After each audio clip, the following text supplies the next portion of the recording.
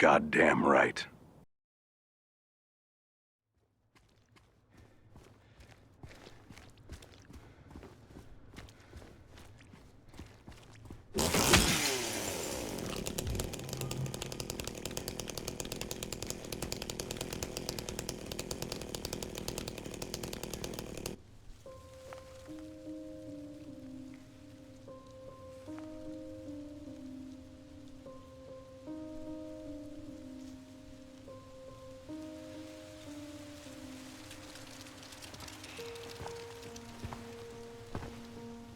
Hey.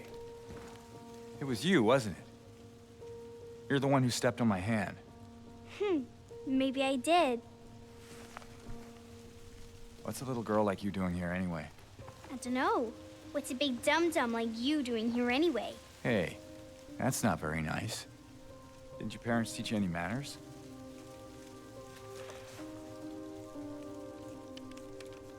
What you got there? None of your business. You didn't love Mary anyway. What? Hey, wait! How do you know her name?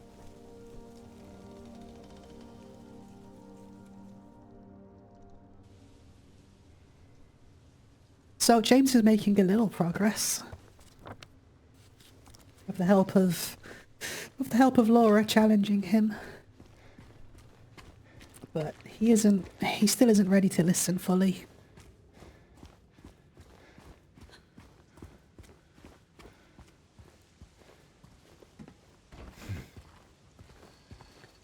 Here we are at Rosewater Park.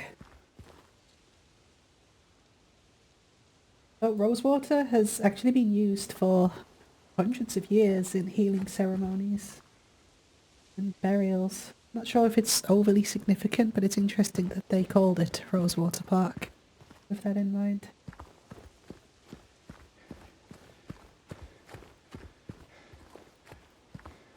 This is it. Mary. Could you really be here?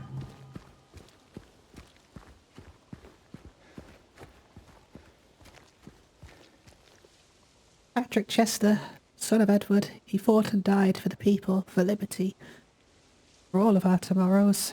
His memory lives on.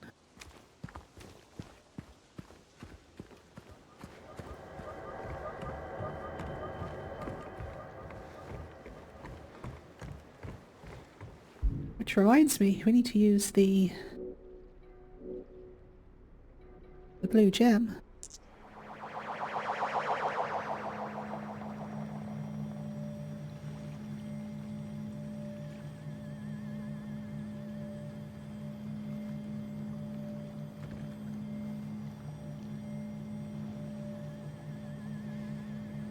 It's very strange. Just 2 more places we need to use that.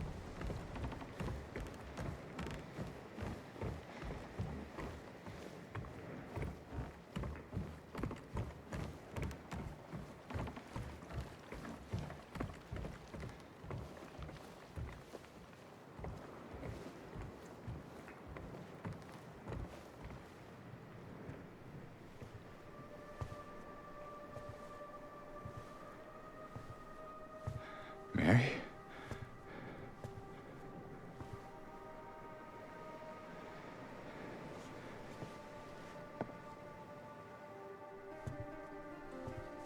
No. You're not. Do I look like your girlfriend? No, my late wife. I can't believe it. Your face, your voice, you could be... My name is Maria. I don't look like a ghost, do I? See? Warm. Sorry, I got confused. Hey. Where are you going? I need to find Mary. Didn't you say she died? Oh. Yeah. 3 years ago. It's just... I got a letter from her. A letter? I know how it sounds. I'm not... I don't... Hey. It's okay. So, what did the letter say?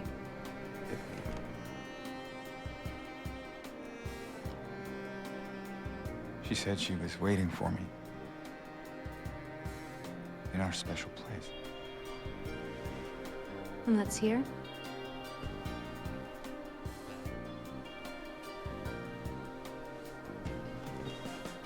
Anyway, I haven't seen her. Is this your only special place?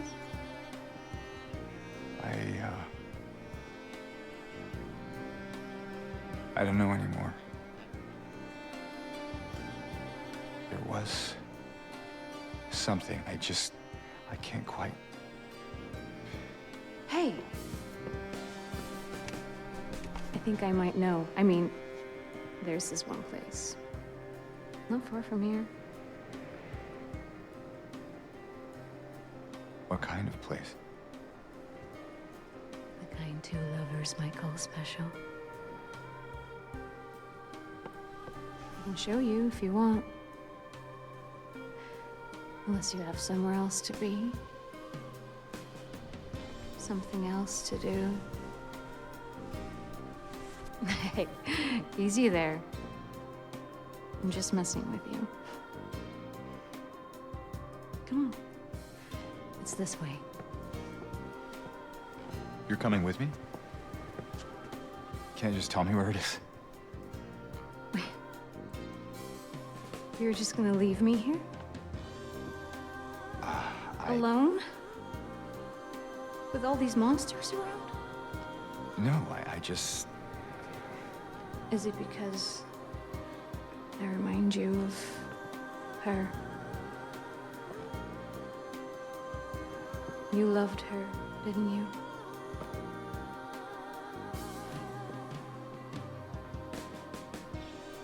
Didn't you? All right, just...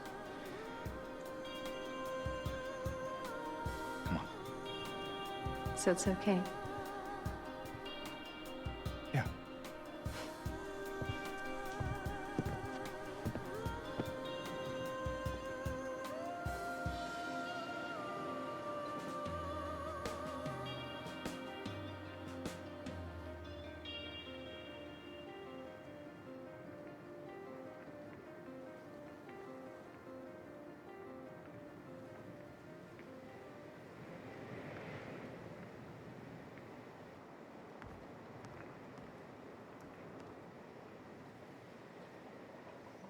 So now we have Maria with us. Let's go.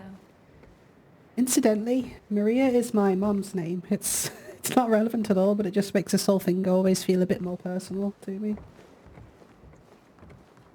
We have a lot to talk about with Maria. And even more to talk about with Maria in the remake.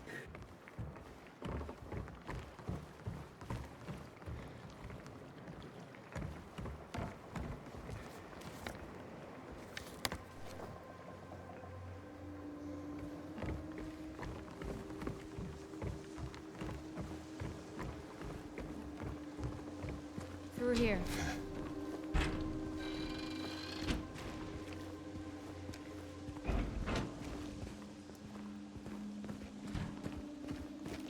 This place we're going to, what is it exactly? It used to be kind of a special place for young couples in these parts. I think it's easier if I just show you. So far from home.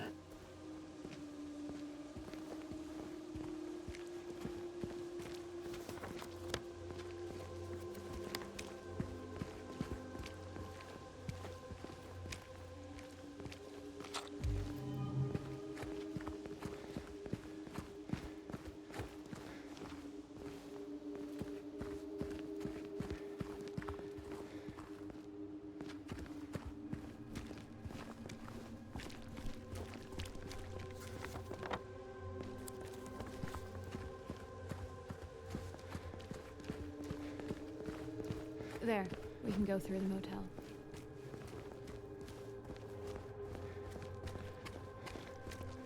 Hey, wrong way. We already passed the motel.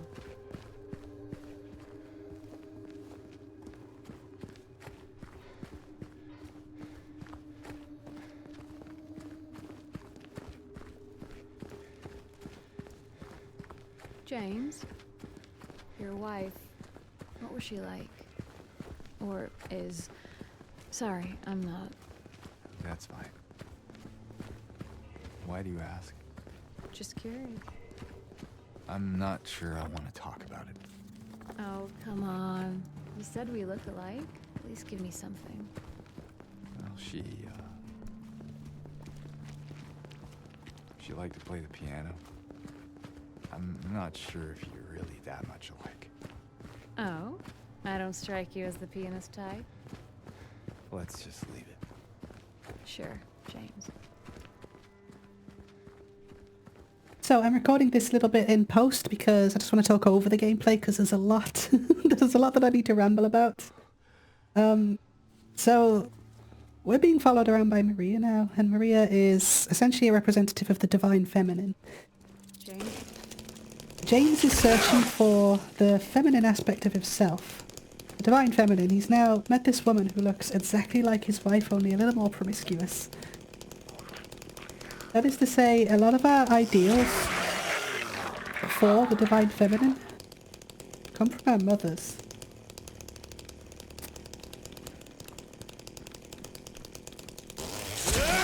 So her being named Maria, for me personally, just makes it a little bit more chilling, but you may have noticed, or may have not noticed, but if you look at Maria's wrist, she's wearing a bracelet. And on this bracelet, there's an esoteric symbol attached to it. And this is new to the remake. And on my first blind run, I got very excited that it has a moon on it. I'm all for taking the scenic route, but we're not getting any... Blocked. Yeah, has been for a while. You know what's in there? Not sure. I'm not even sure when was the last time anyone's been inside. And I got excited on it because in most cultures, the symbol of a moon represents the feminine.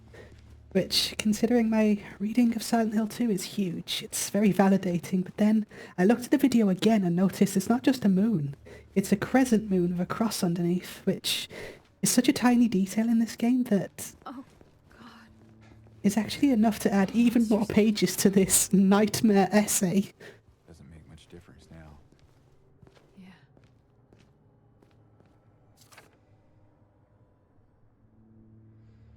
I can leave by not leaving. I can only leave by not leaving. The deal is done. He said that he left it for me, where they once were, 1887.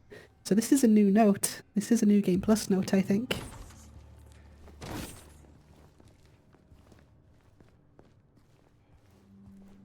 This bracelet, it's a brand new detail that fits right in with the core philosophies of the game. And let's be honest, the mostly hidden themes of the original work, it fits right in with those. This is how you know that the people working on this game give a shit, that they're true fans. Honestly, this is a detail that I never in a million years thought they would add. I thought they'd go for the more surface level reading of the story and really double down onto that. I could not be happier with this little detail. Just give me a minute. Let's just rewind a sec. So I have a reading of Silent Hill 2 which hypothesizes that James is going through a spiritual journey of actualization, that he came here to Silent Hill to end his life. However, the power of the town, being what it is forcing everything from his unconscious mind into perspective.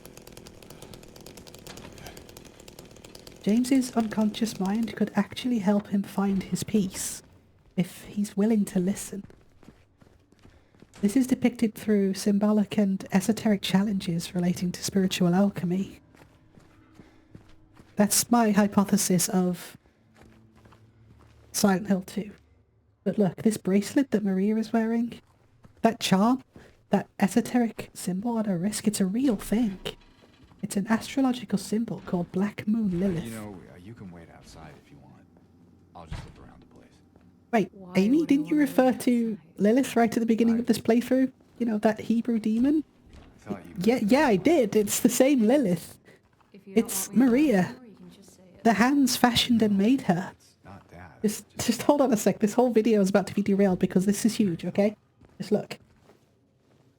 We're going to start talking about femininity, Jewish occultism, astrology, spiritual alchemy, and a whole lot of psychology. This should set the groundwork for my overall thesis moving forwards. It's all about to get a lot more relevant from this point onwards. Firstly, who is Lilith? Lilith is considered the first independent woman in history. Depending on the mythology, she's either a goddess or a demon. She appears in texts from Judaism, Babylonia, even appears dating all the way back to the ancient Sumerians, if you can believe it. But according to Jewish folklore, Lilith was Adam's first wife, who refused to be submissive to him and was banished from the Garden of Eden. Ugh. This town's full of monsters. The dark moon just on the sit here and symbol eat could be pizza. representative of the furthest point from Eden. Over time, Lilith has become something of a symbol for dark feminine energy, which is where she begins to be portrayed as a demon. She's associated with feminine independence and hidden unconscious desire and impulses regarding female sexuality.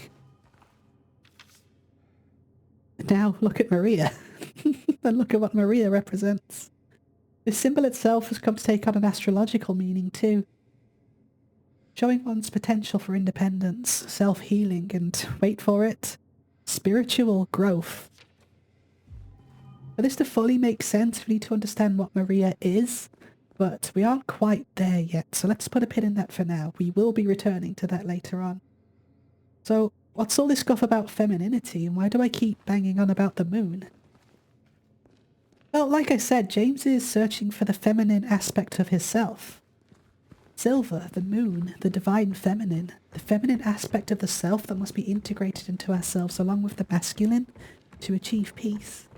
It's called unifying the opposites. It's part of spiritual alchemy and where certain parts of modern psychology began.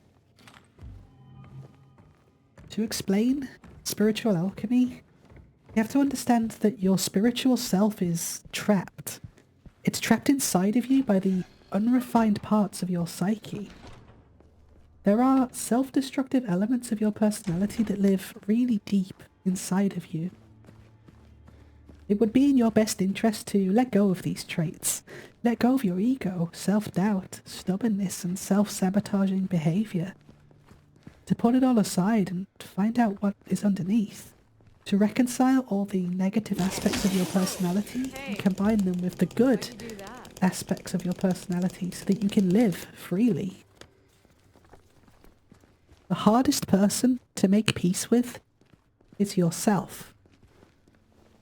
Spiritual alchemy is a process of finding peace. It's a divine metaphysical unification of spirit and matter. This is called achieving the higher self, and there are 7 steps to achieving it. The first step is calcination, the process of breaking down the parts of ourselves that are getting in the way of our own happiness.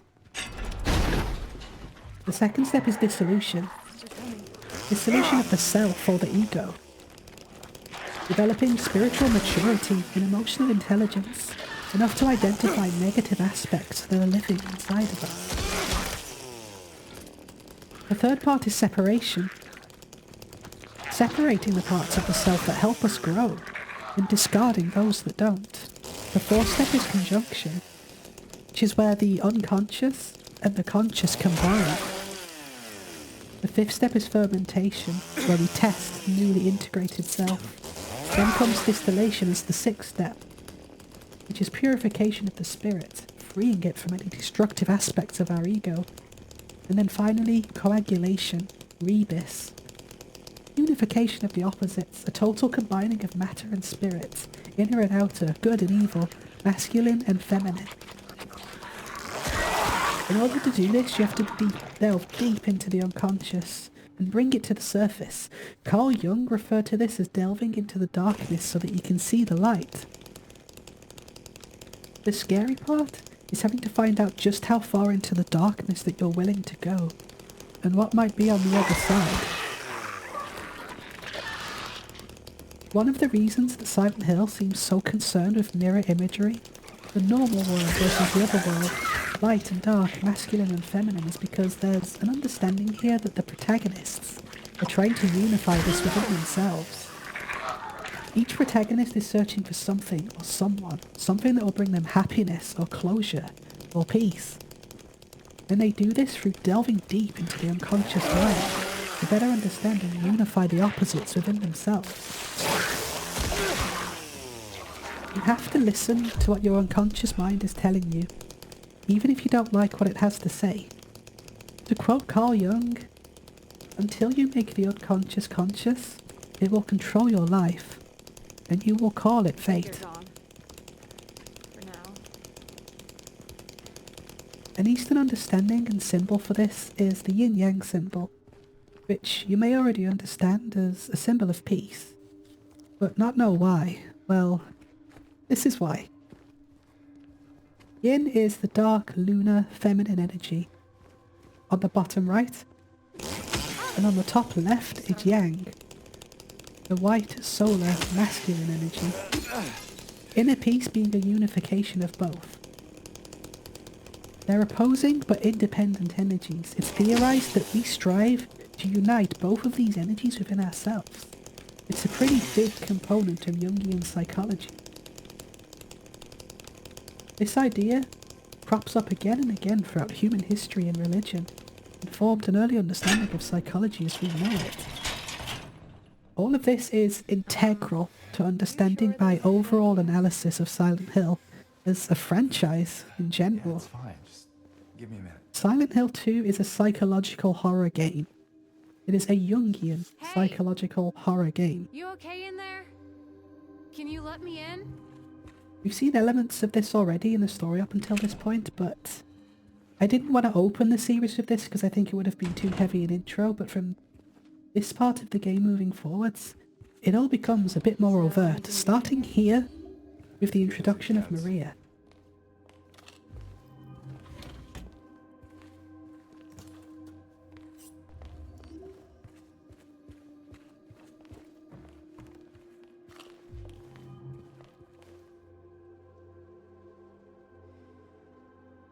Mass layoff at Brookhaven Hospital threaten the institution's future.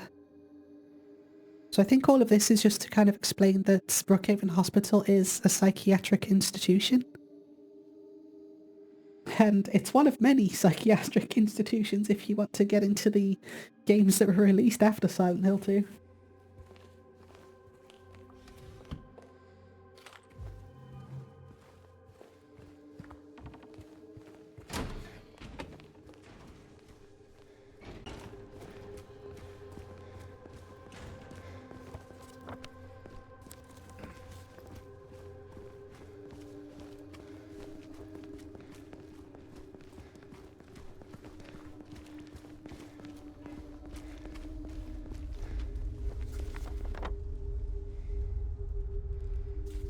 You think it'll stare back?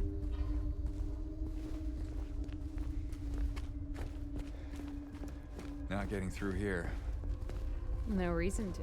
It's the wrong way anyway.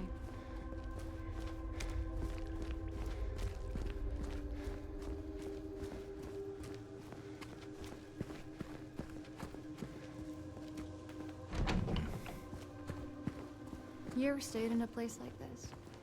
The walls are so thin, you can hear everything. Love, hate, jealousy.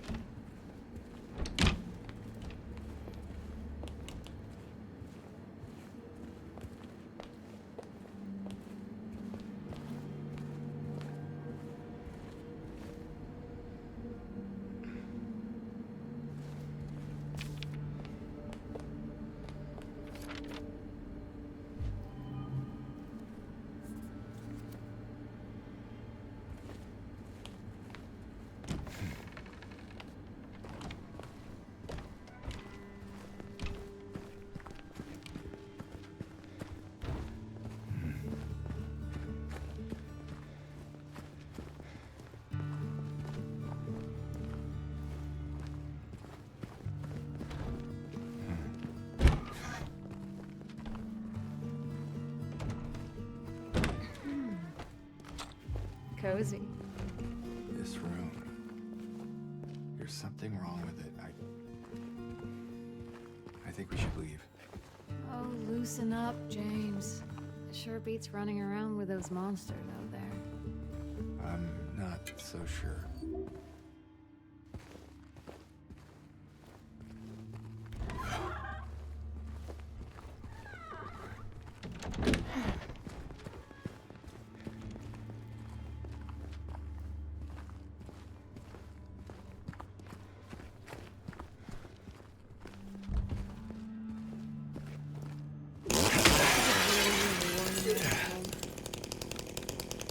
Can you let me in?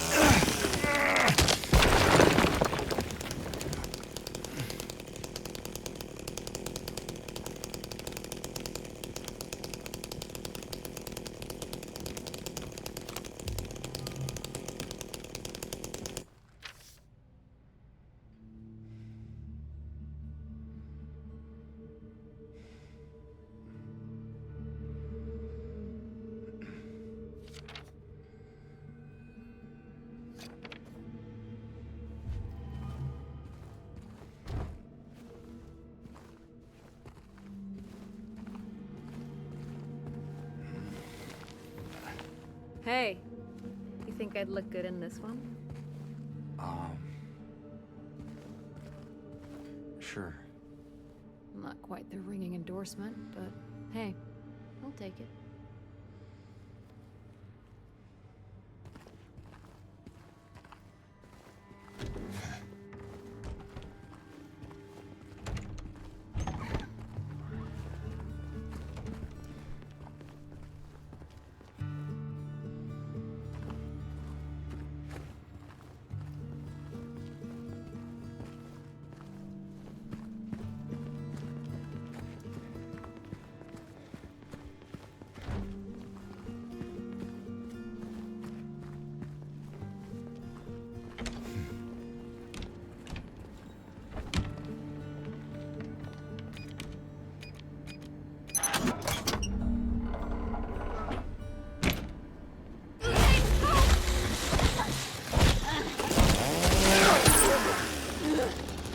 Thanks.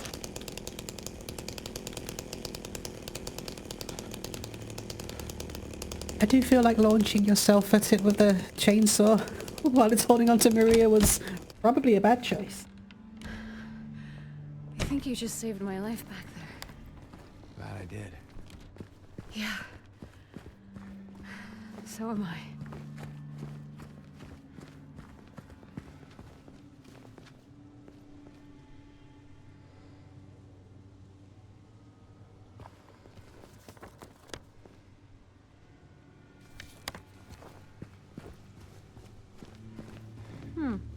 So that's what it was for. Yay. Yay. Yeah. Just down this way.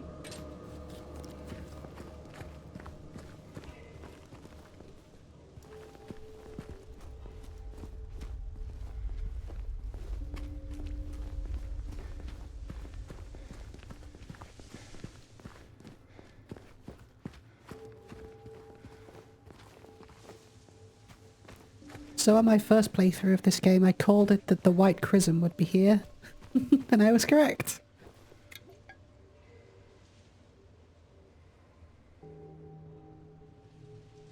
That liquid. What is that?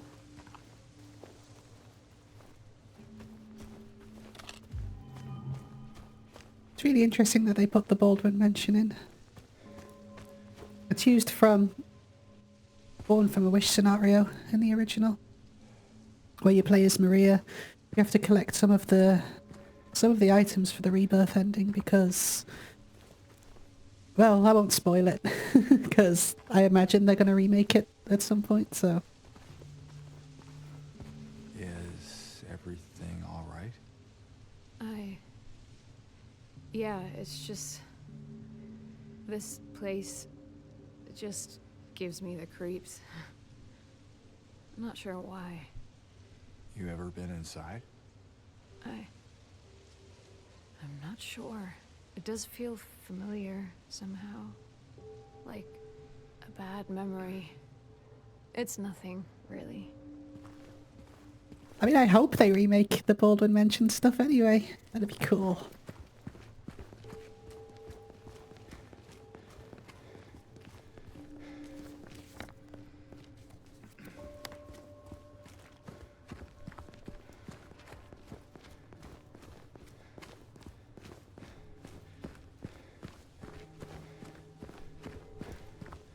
So, James. 3 years. That's a long time. What will you tell her when you find her? That I love her. Oh, then. Lucky her. What's that supposed to mean? Nothing. Like I said, 3 years is a long time.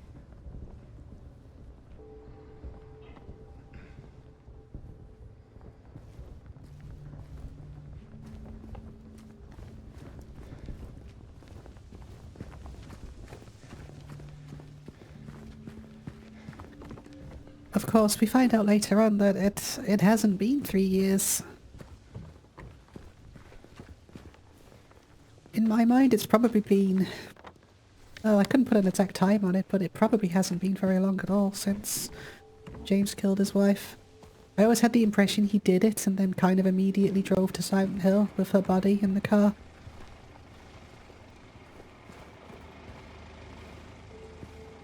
So it's probably been like a day or something.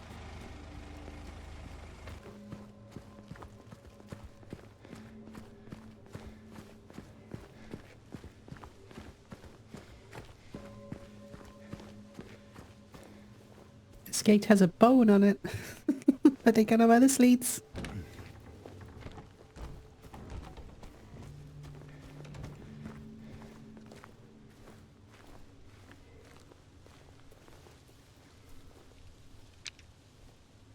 Broken key part.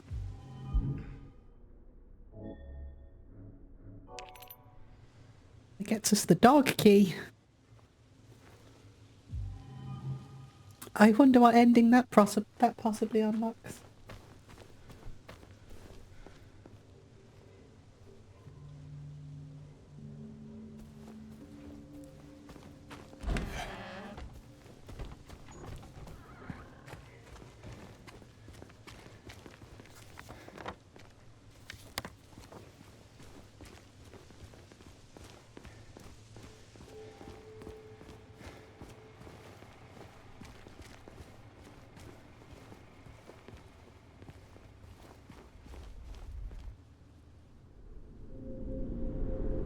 Strange.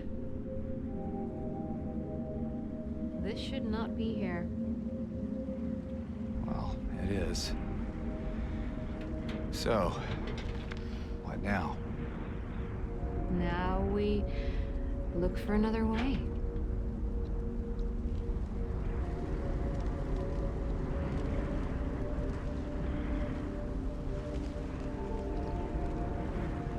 Come on.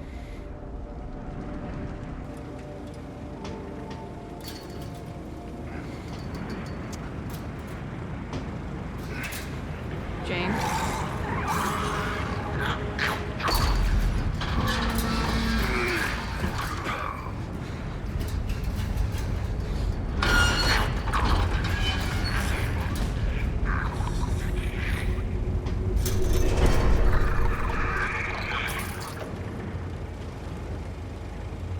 The only thing I don't like about this scene is that, like, you lose your weapon, then you immediately get another weapon. It doesn't feel very organic to me. It feels quite video gamey. Stay close.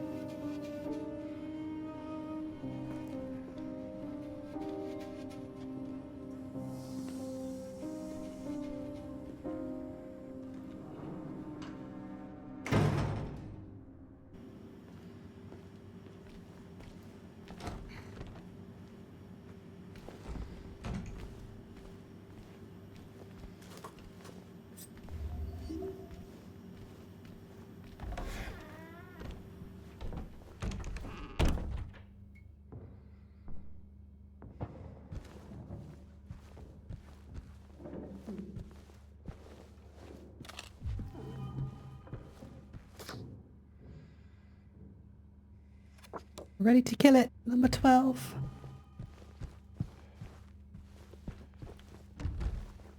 Maria? Hello?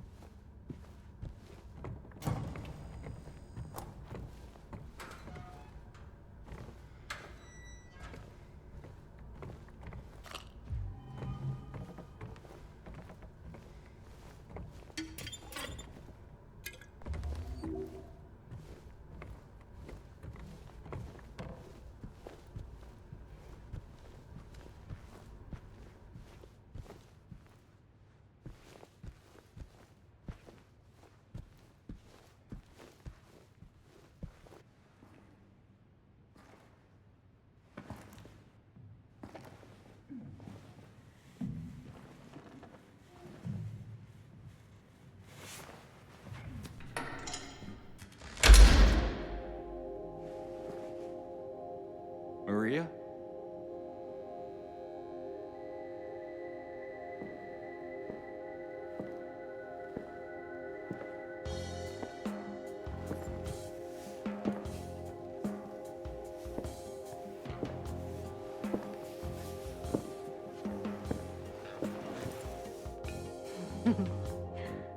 What? Oh, come on, don't give me that look.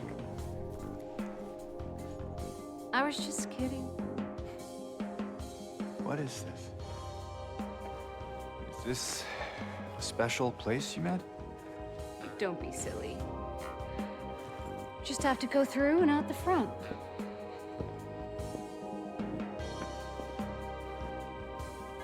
Then again, now that we're here,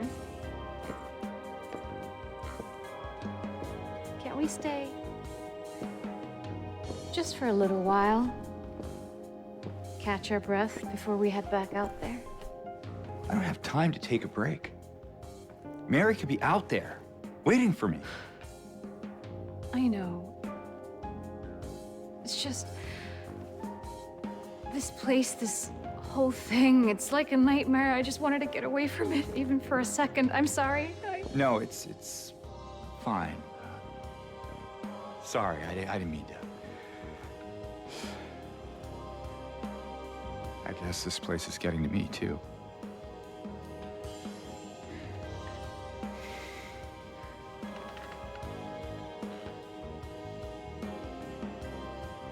Am I crazy? You know, for thinking she could be here.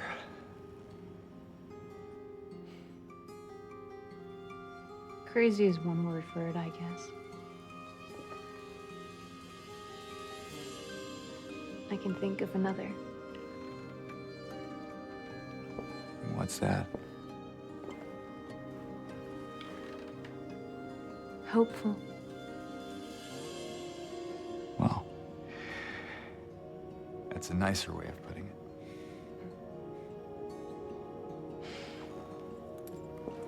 Here.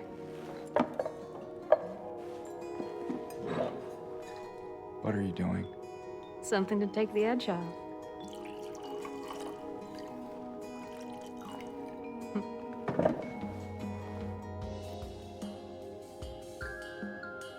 No? You sure?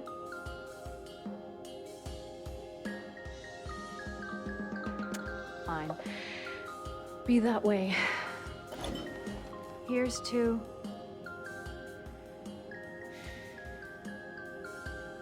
hope, undying.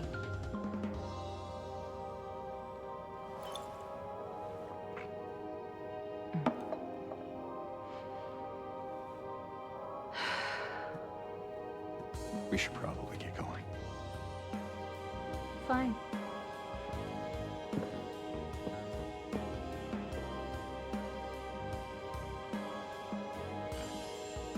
Ready when you are.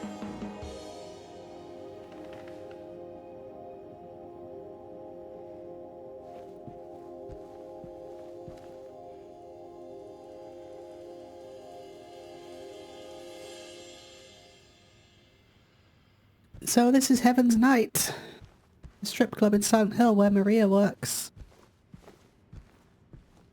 It's actually modelled off the bar in Blue Velvet, which is just another reference to that movie. So that's 2 references to that movie, which has, I think, very similar themes to Silent Hill. The Fifth River.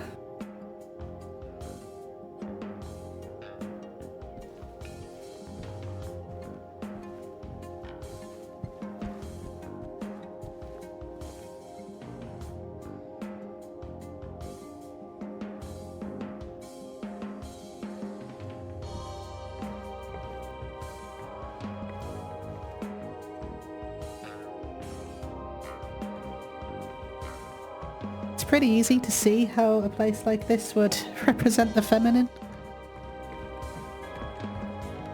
But of course, if you're still not getting it, there's a neon sign right here.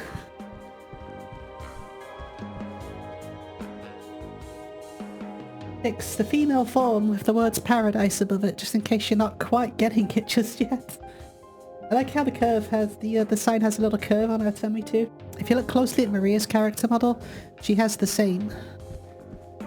Just a little bit of tummy fat. It comes from the original character designer, Takeyoshi Sato. He said that he wanted all of the characters to have little imperfections so that they feel more real.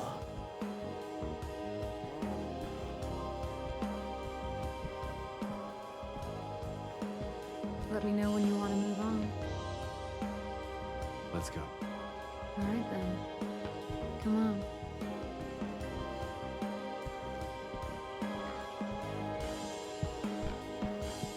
Is that you? Would you like it to be?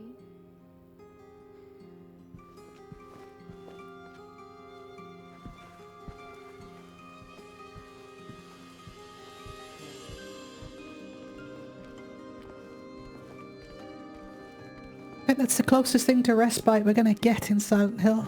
We could come back later if you want. You know, in case we need a break. I'm not sure if that's a good idea. Whatever you say. I mean, any port in the storm, right? I guess so.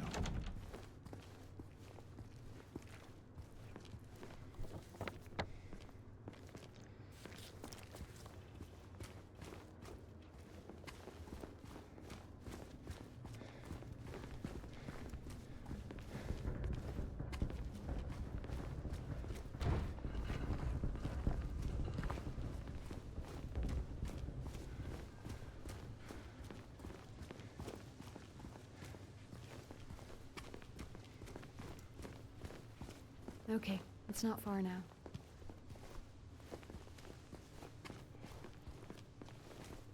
Ah! You startled me.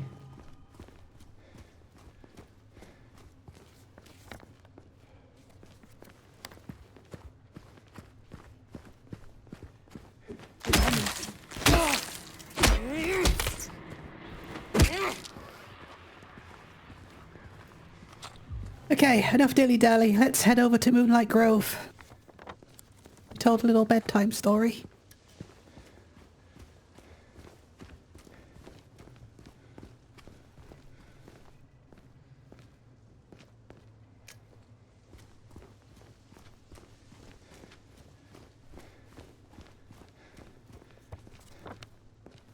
I can remember how to get there.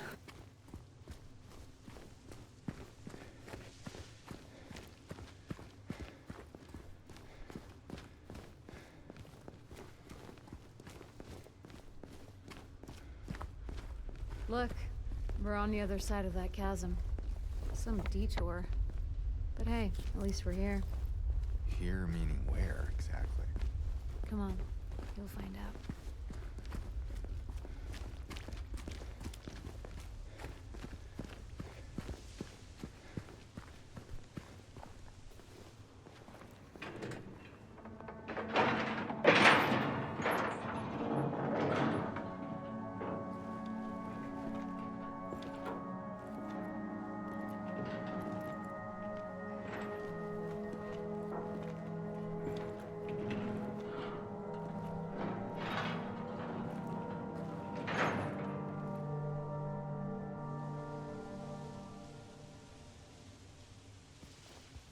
That's it? A garden? There's a bit more to it than that. If you say so. I don't think I've been here before. Come on. She's just around the corner. She?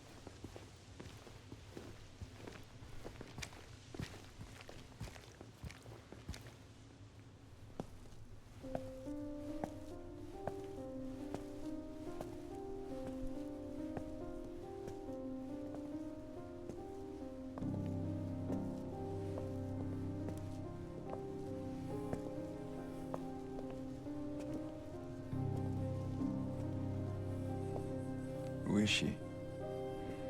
There's a story told around these parts. Kind of a local legend. Tells of a woman who was cast out. Sentenced to die on an island out on the lake. There was a man in town who fell madly in love with her.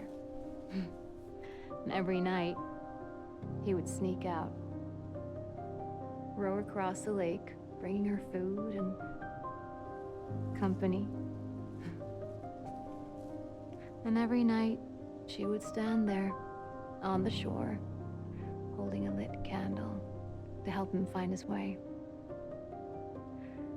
But this one night, a terrible storm broke out, caught him out in the open, and it blew out the candle. Even in darkness, the man would not give up. He would not turn back. So he fought against the raging waters until finally the lake took him. They say even then, the woman never lost hope. She kept coming out at night, kept lighting the candle to bring her beloved home, to lead him to shore. Not sure how much truth there is to it. It's probably just a fairy tale. But she's become something of a local saint, patron of undying love. Hence this place. She's not here. What? She's not here. And why would she be? I don't even remember this place.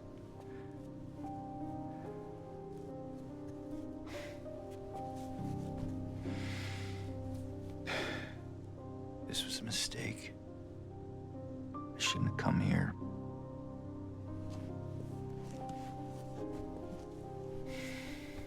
Hey. It's okay. There's plenty of other places to look. We can still...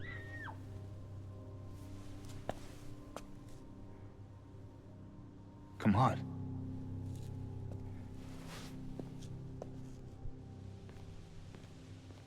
No time for screams right now.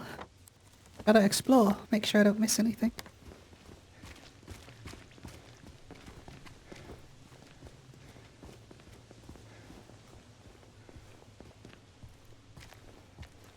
See?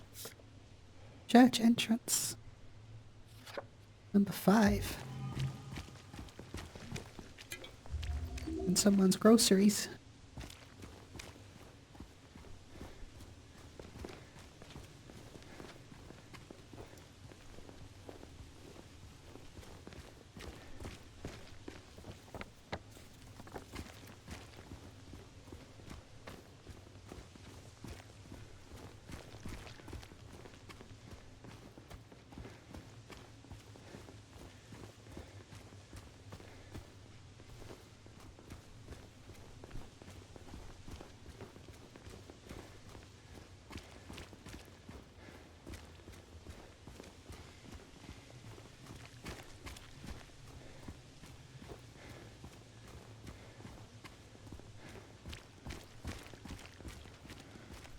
Place is like a maze.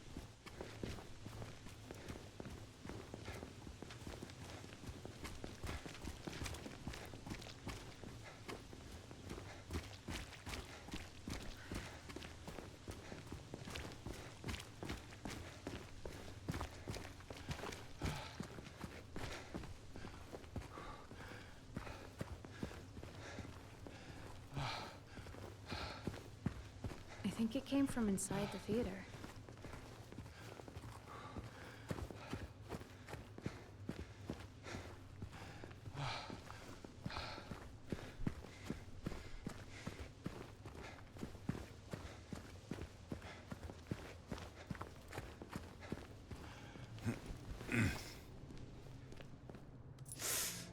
You okay? Yeah. Maybe you better wait here. Okay. Not much of a movie fan anyway.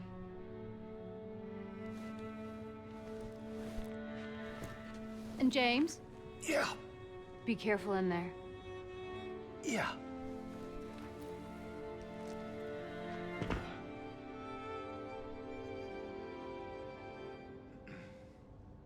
Ugh, this is boring. You didn't seem bored a minute ago. Screamed your head off, didn't you? You should have seen your face. It was this big rat. It jumped right at me from under the seat. You would have screamed too if you saw it. Guts, fatso. Hey, what do you have to say that for? Anyway, why are you sitting here? I thought you said the cops were after you. Nah, I don't think they follow me here. Besides, I blocked the door, so no one could get in. Not the cops, and not these other monsters. You're weird. Yeah, that's what everyone always says. Well, I guess people call me weird too. And they yell at me. Especially when I do something bad. Did you do something bad? You know, so the cops are angry with you? I don't know. Maybe?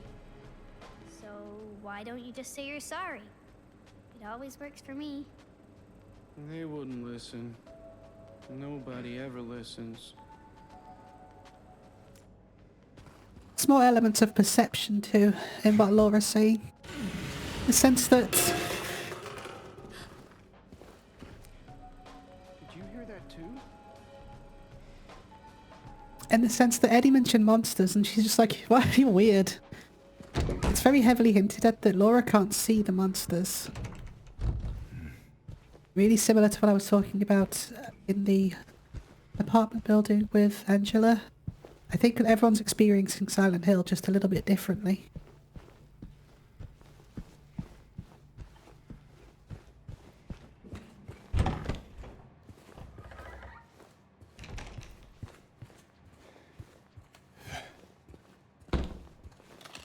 It's going to come back again and again. Like, perception is such a huge theme to this game. Way more than people give it credit for.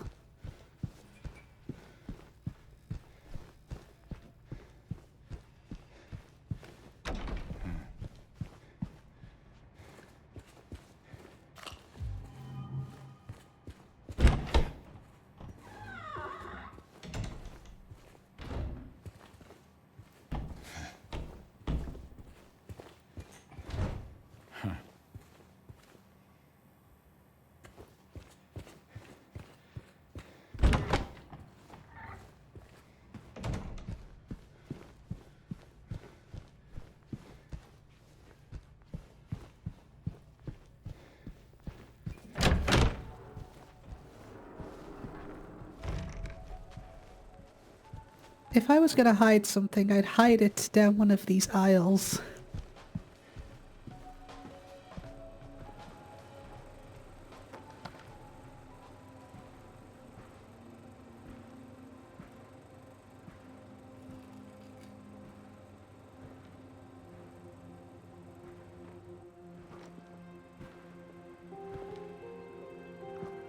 Eddie?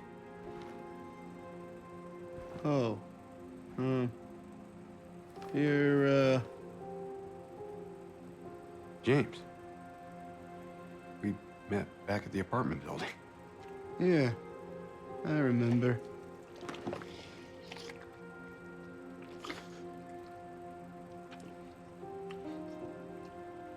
I see that you didn't make it out yet. Yeah. I just didn't get around to it yet.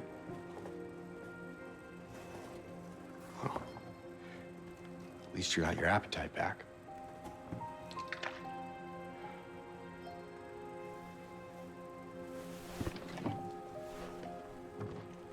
Are you alone here, Eddie?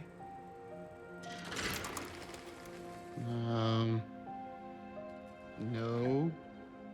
Hell. It's probably just Laura messing around. The little girl? Laura, is that her name? That's what she said. I'm gonna go look for her.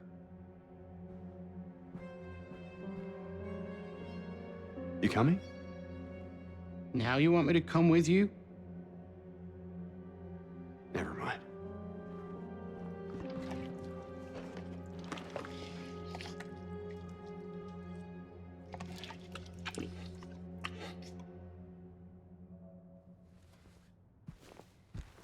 Eddie is way different in the remake, isn't he? I don't think I came back to talk to him in my first playthrough, so we'll try that in a minute. I would hide something down one. There you go. Best flavour. What the hell are these about? I don't know. That was number 8. Who is that girl, anyway? I don't know. All I know is her name. I swear. Didn't you want to go after her? Better hurry. Laura can be pretty quick when she wants to.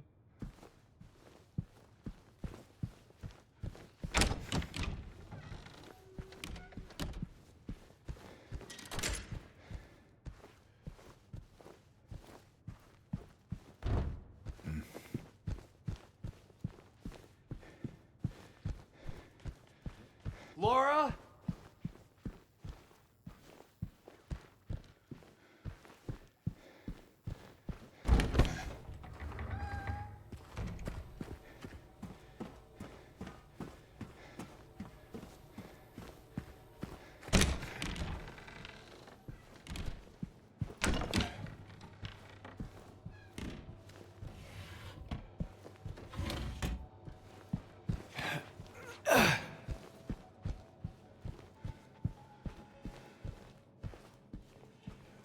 So many movies.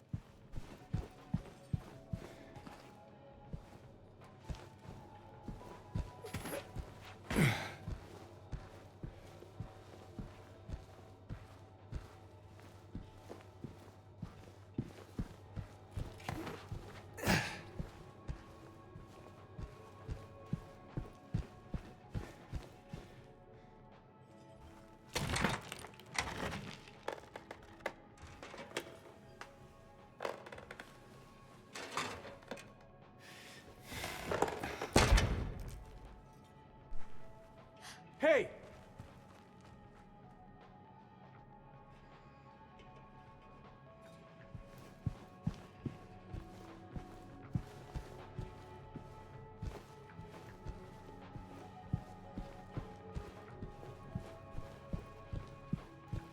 Anything else around?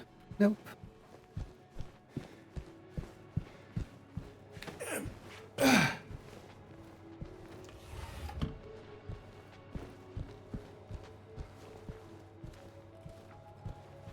It's really surreal to me because I once sat in the cinema and it was such a surreal moment. And all the lights went out like this. It was really scary. It was like a power cut. It's like a really eerie place to be.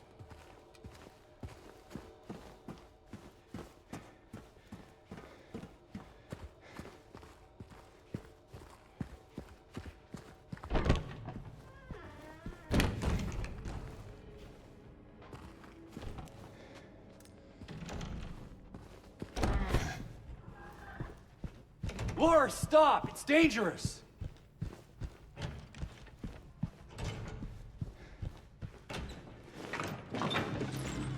Maria?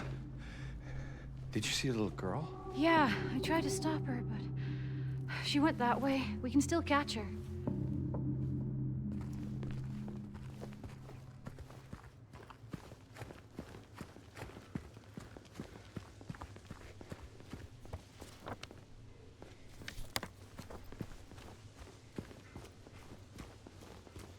According to my checklist, that is it for collectibles, so Let's head straight over to Brookhaven Hospital.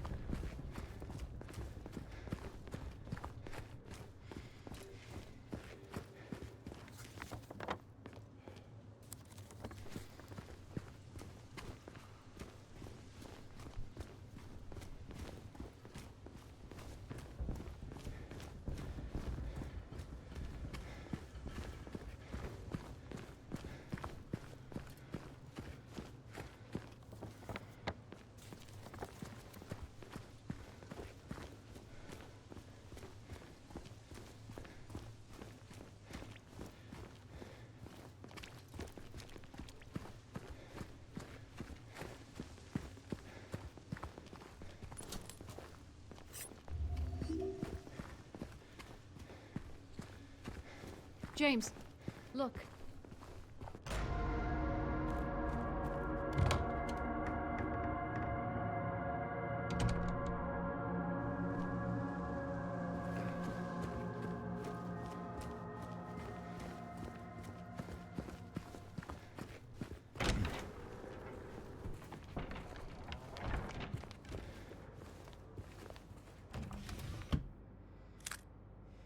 Crow, high velocity buckshot.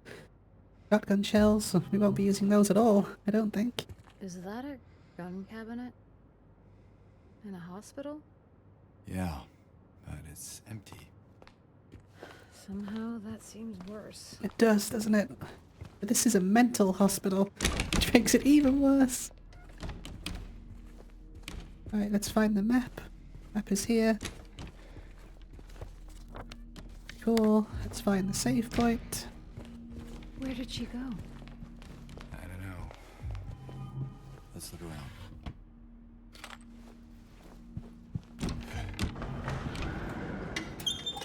Oh no, the jump scare, I missed it.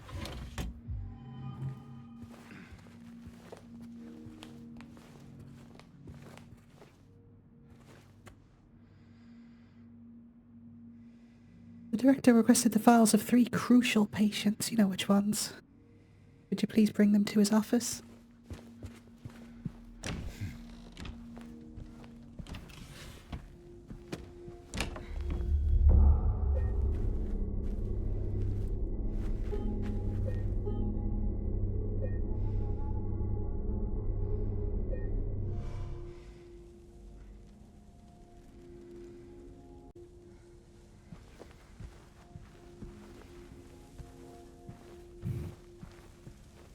Looks like there is a key in there. No combination, though. We should look around. Might be written down somewhere. We'll find it, James, don't worry. We'll get it. It's fine. I don't remember... I remember the solution to the puzzle, but I don't remember where the clue is. I want to find the clue. Is it you?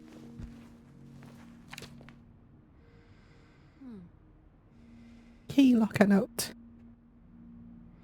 In case of any problems, report to the head nurse. I remember. Report to the head nurse.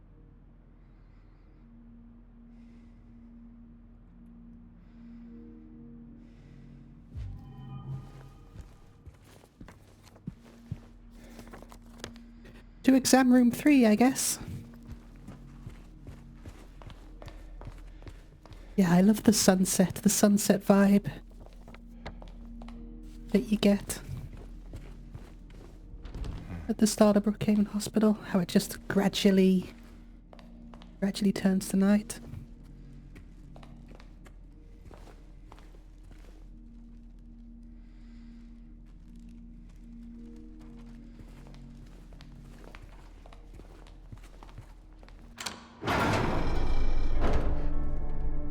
There.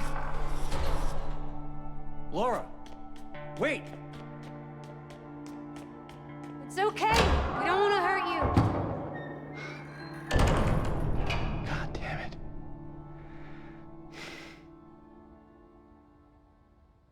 did she run from us?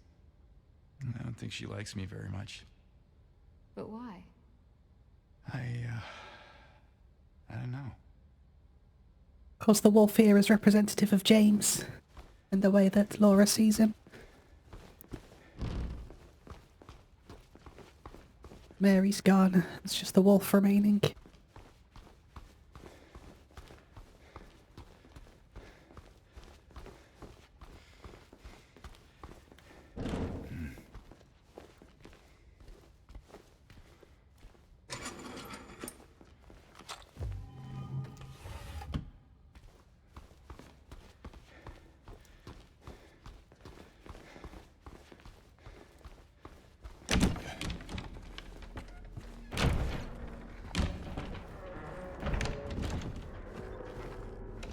I'm actually quite reliant on the map, but I don't know why. I don't feel like I really need to be. It's just a force of habit.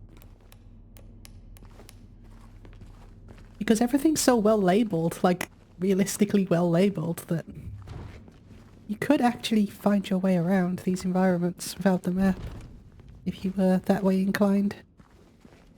You startled me. What was that? Not sure. Better stay on your guard.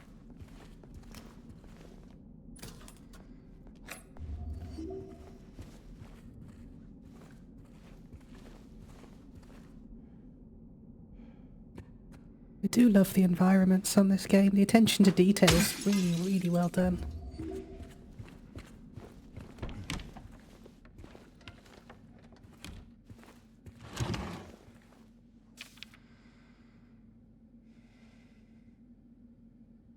Oh, that's much easier than the... That's much easier than it is on standard difficulty. It just tells you what the code is. I'm excited to see what it turns out like on hard mode.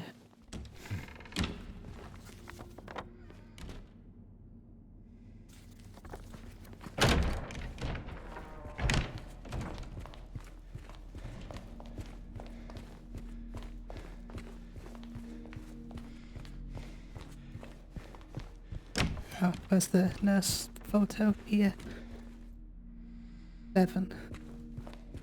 That would make you 287. 2, 8, 7. Second floor? Basement. Oh, of course. Of course.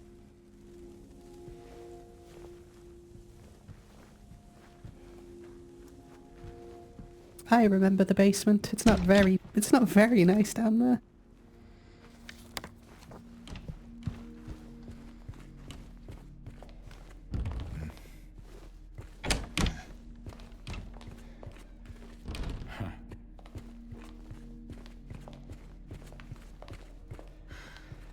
This place feels so empty. More than the other places we've been. It actually does as well. I don't know what it is about the hospital, but it does just feel... It does just feel emptier, doesn't it, somehow?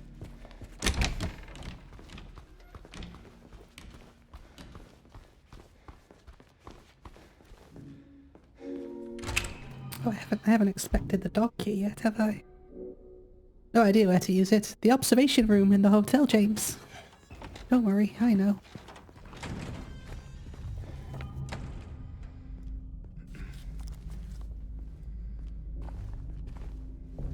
Hey, this one's open.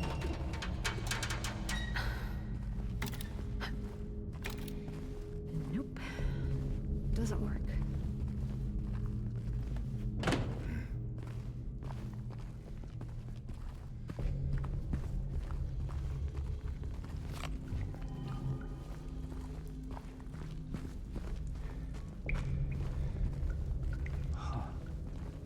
Generator. You think you could get it working? Might get the elevator running again.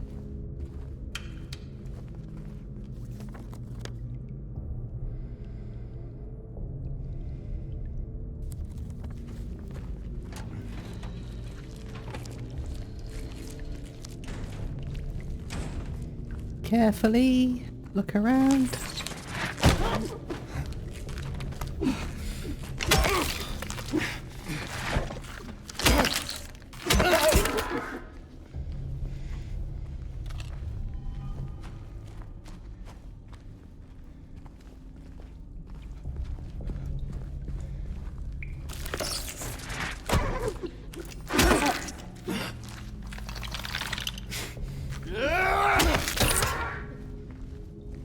There it is.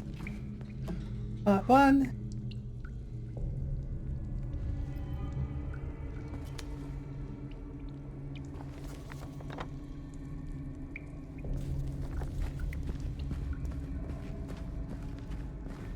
Just gotta get some fuel in this canister and then we are done.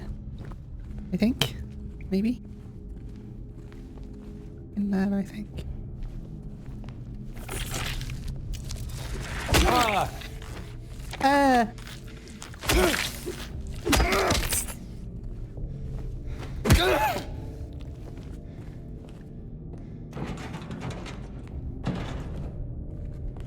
Excuse me, Maria.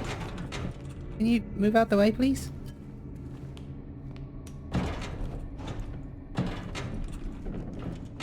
No?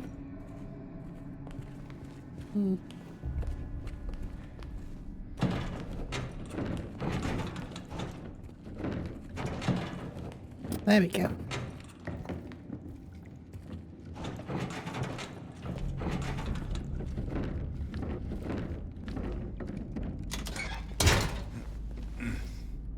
Hey, where are you going?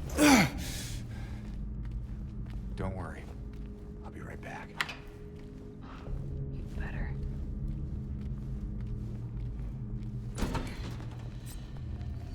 Hello.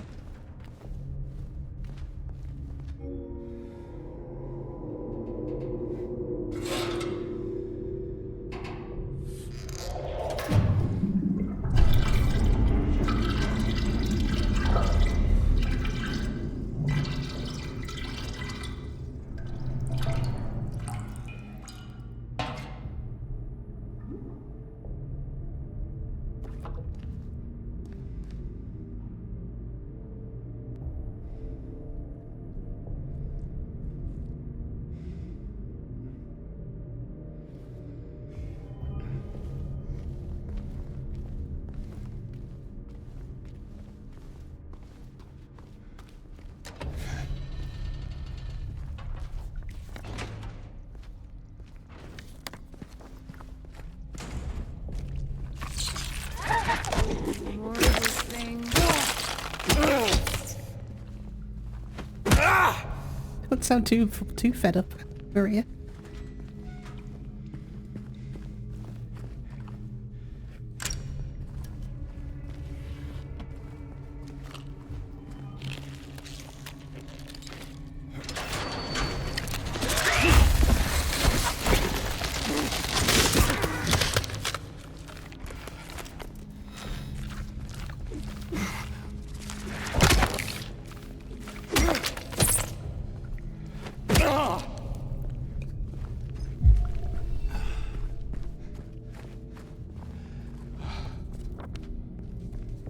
Yeah, the levels are designed really well in this remake, I found. It all tends to just loop background on itself like so elegantly. Really cuts down on the backtracking.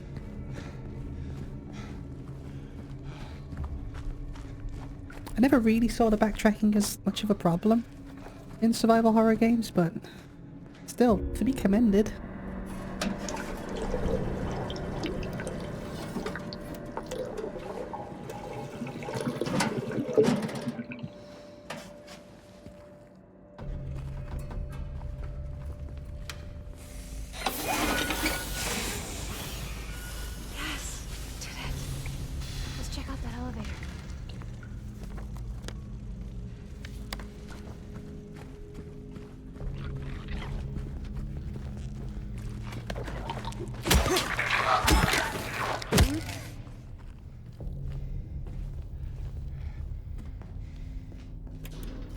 To the second floor, away!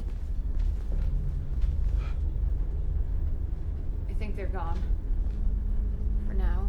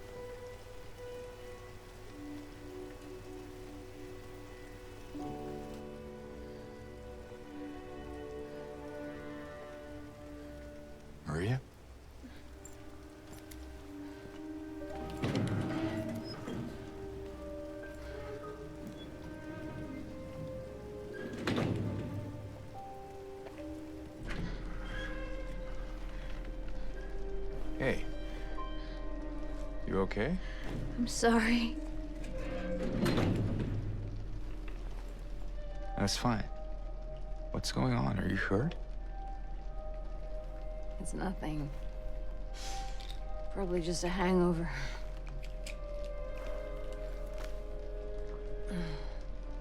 Maybe you should rest. Yeah. Okay.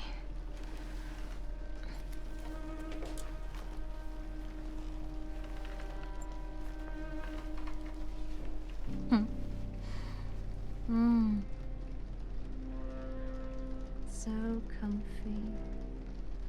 I'm gonna go look for Laura. I'll be back as soon as I can. James?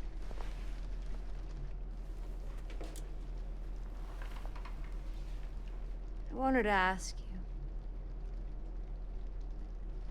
What if you can't find Mary? What will you do?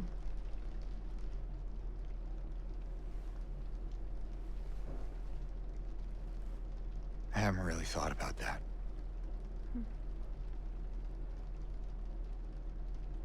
Get back soon, okay?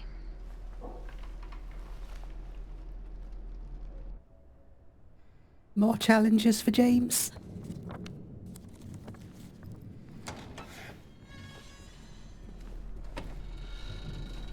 Sorry, I just need a moment. We will come back and check on Maria though, because endings and whatnot.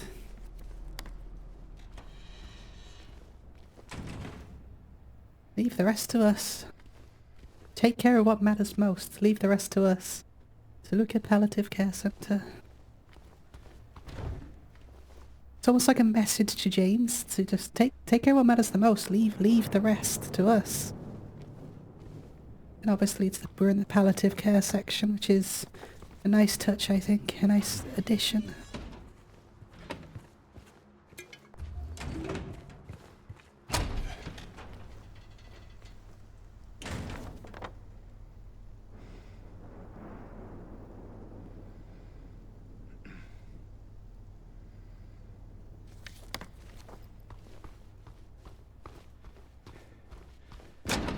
Now, where is that girl? Yeah, before we go this way, let's be a bit more thorough than this.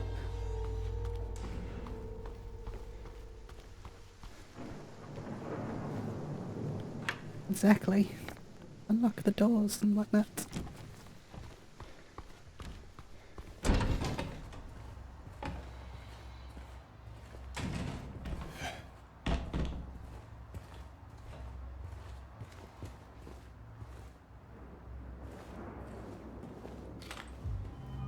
Gotta make sure I'm collecting all the handgun ammo. I'll be needing that. I won't be needing that at all, but...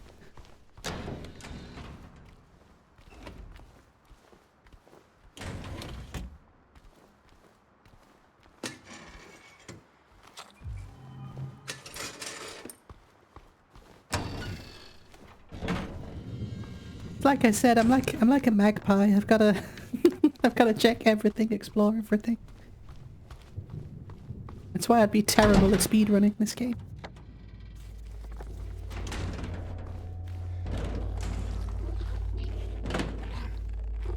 Right, we got our first nurse to contend with.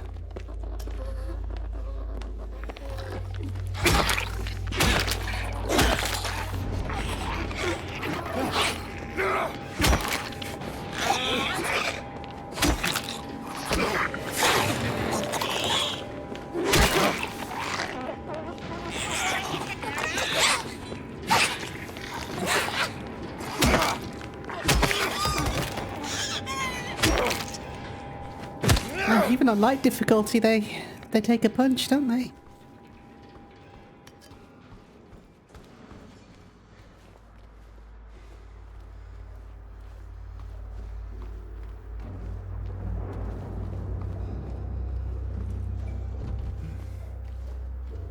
Nurse's station.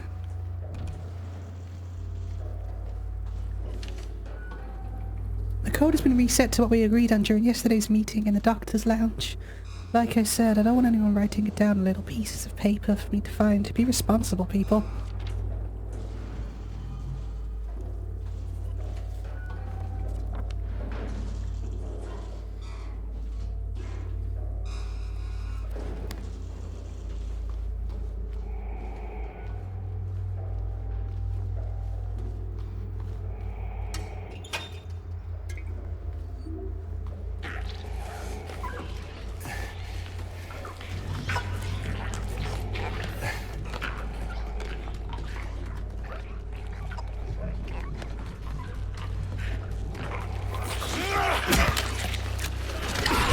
Oh, I thought I dodged.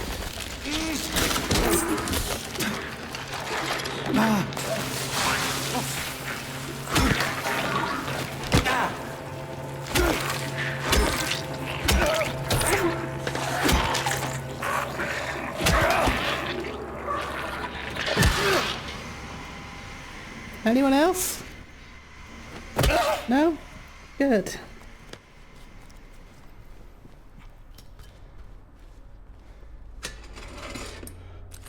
I think I've spent all those years playing Bloodborne.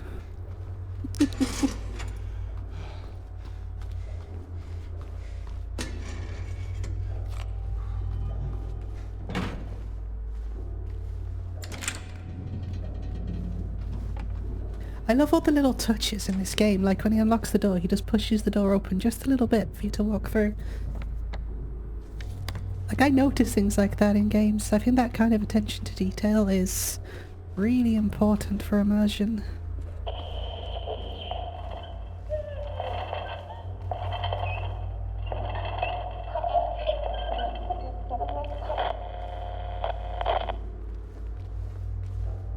Can't say I'm the biggest fan of that noise.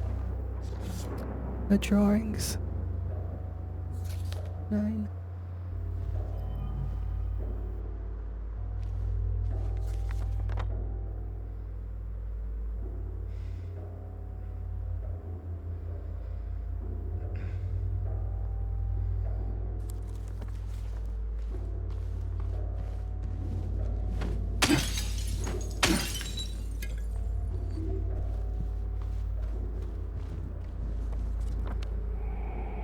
Where should we head to next?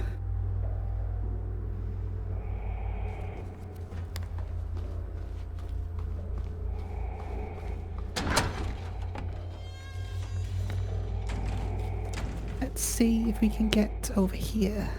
Don't remember. Don't think you can. Nope.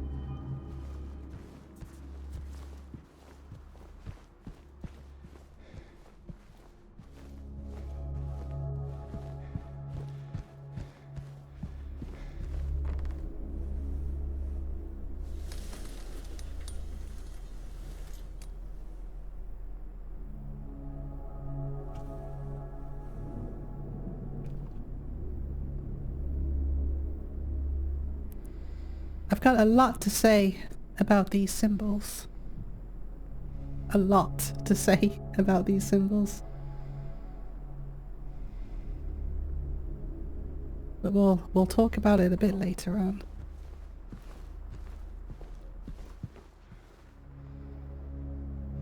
Also, I can't believe I missed this the first time, but that's a slashed wrist, isn't it? I really missed that the first time, but that's depicting a slashed wrist. Which is just more challenges for James and his suicidal tendencies that he's displaying.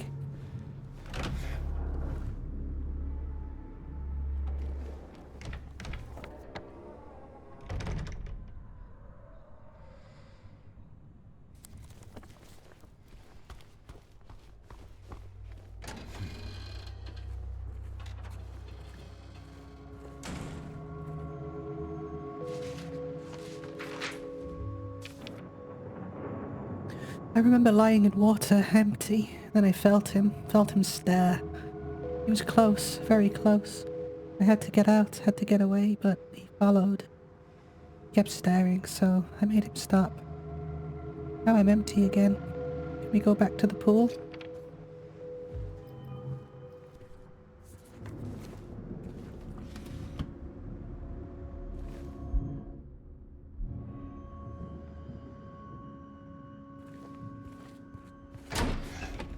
Let's unlock this door and check on Maria, who is in C5.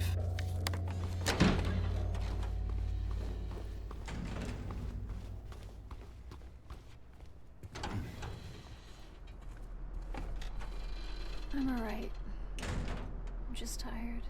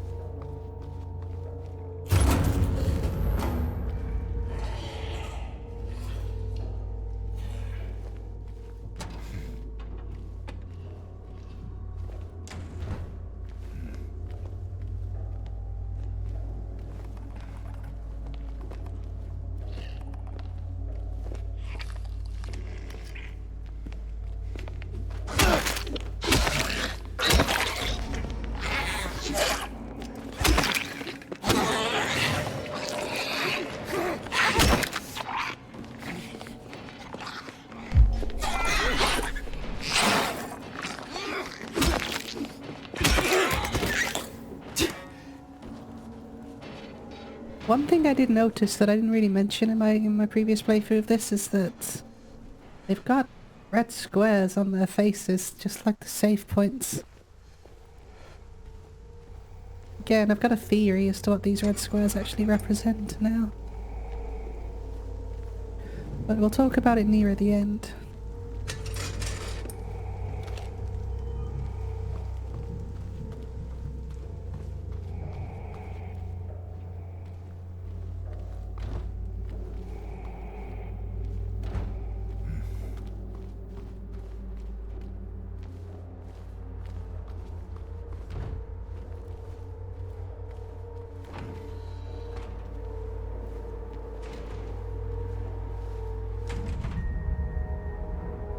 Is where the box was in the original.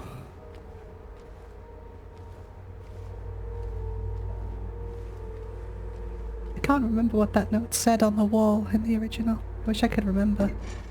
Should have looked it up really beforehand, but...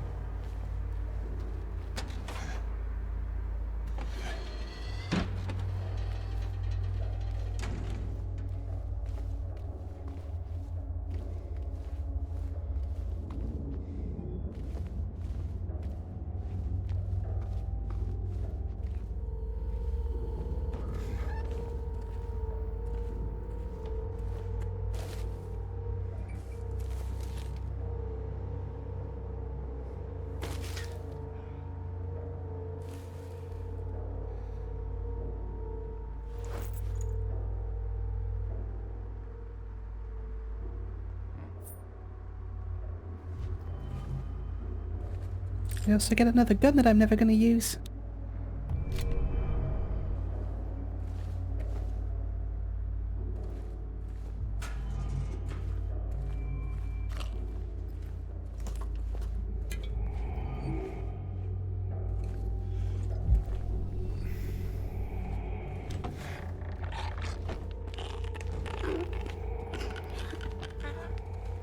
Right, where am I? Still got to get to the nurse's lounge. Alright, are you going to come in here? Or am I going to come to you?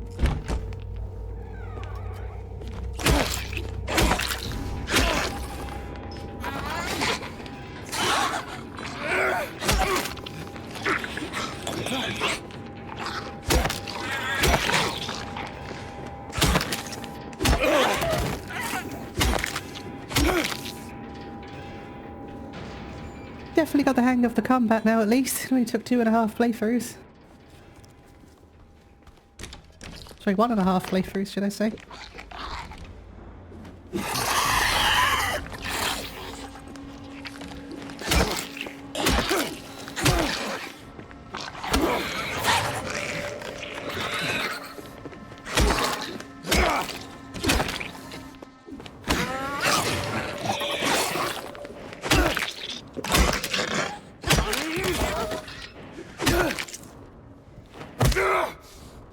Definitely take a beating, though.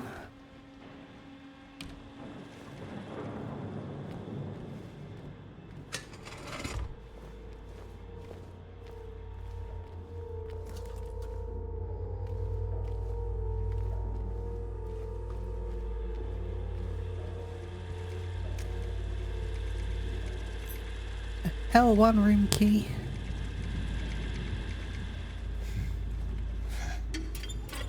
Guess that's where we're headed next.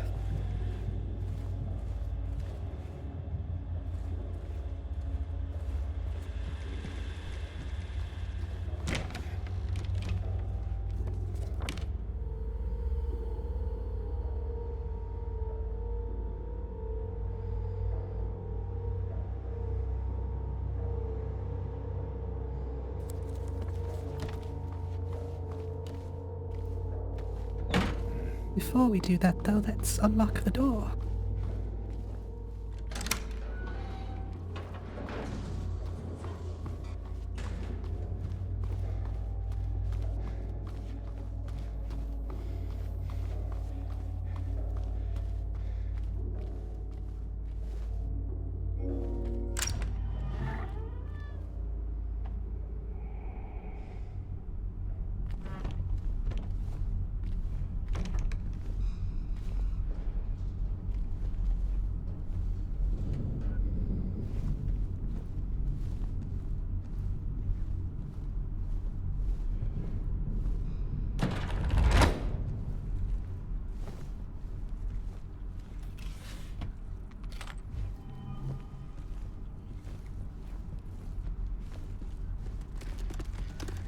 God, they just nailed this place, didn't they?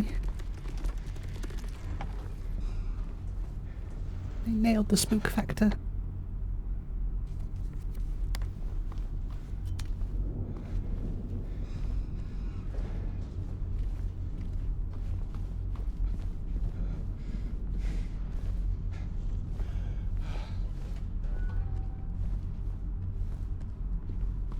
There, I couldn't find it.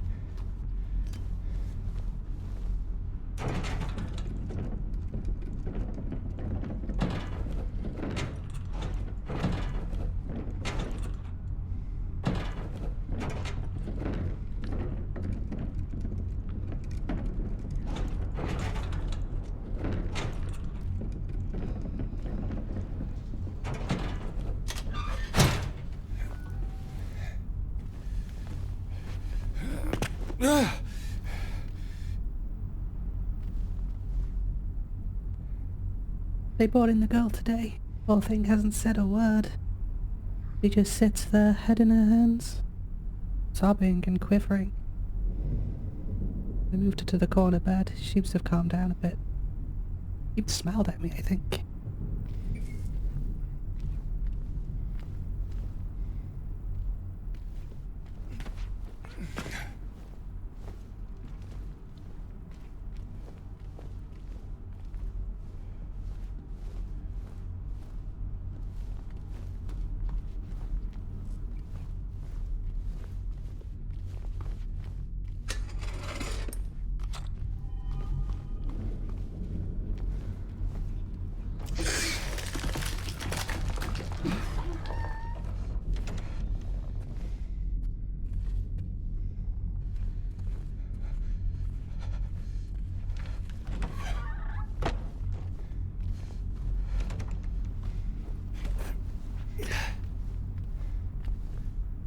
Am I missing anything else?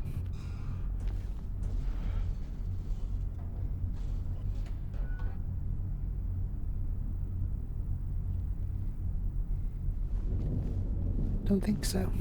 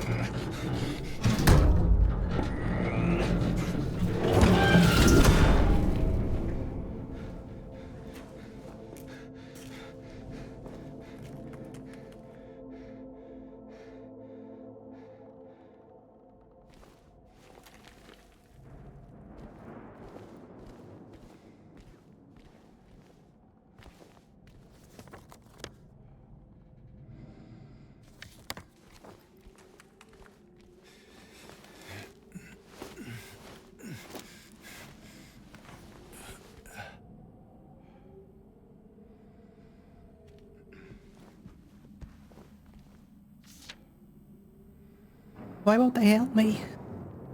Why do they keep me in there with him?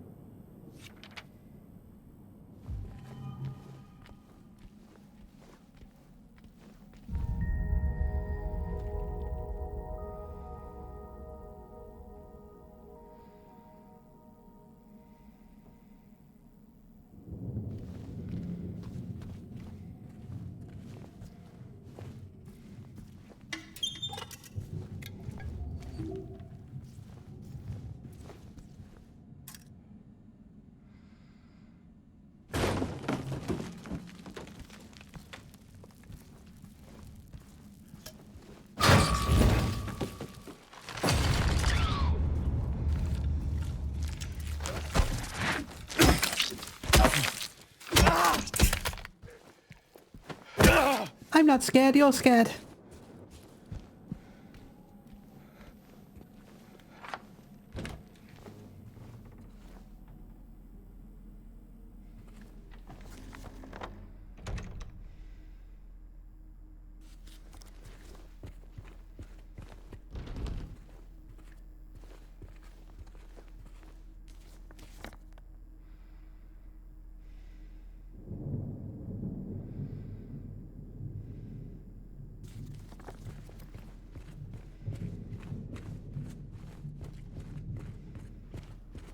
Now it's night time.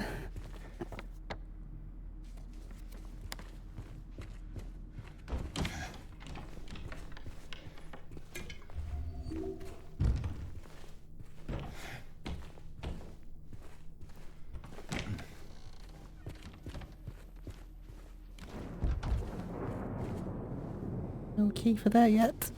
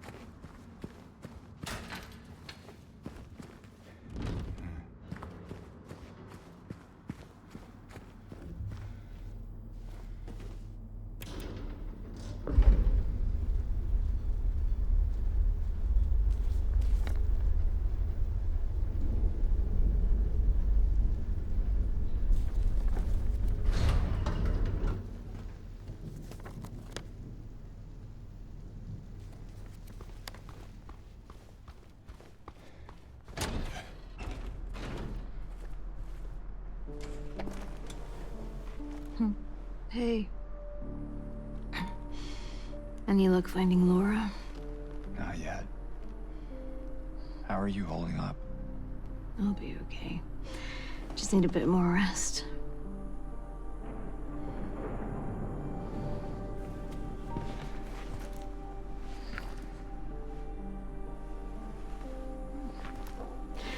James. Thanks for checking up on me. It's very sweet of you. Yeah. Get some rest. I'll get back soon.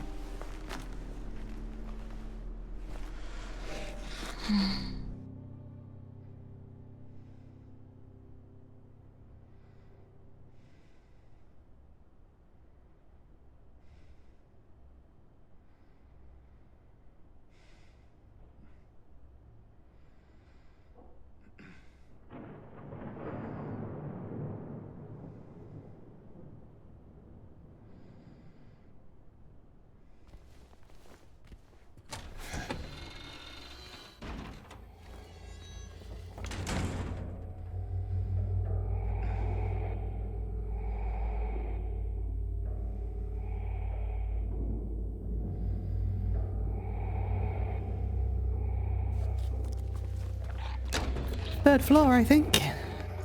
Kind of been everywhere else, so. Don't worry about it. Don't worry about me. I'm fine. Doing alright, actually. Bye.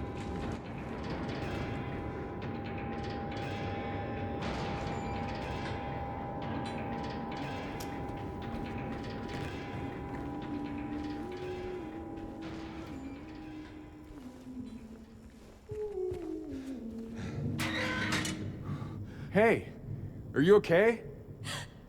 Go away! Don't be afraid. I just want to talk.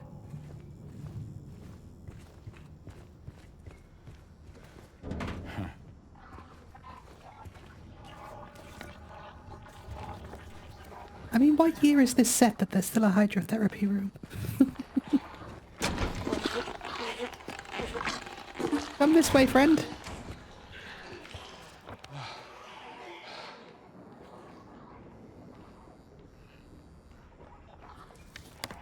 No?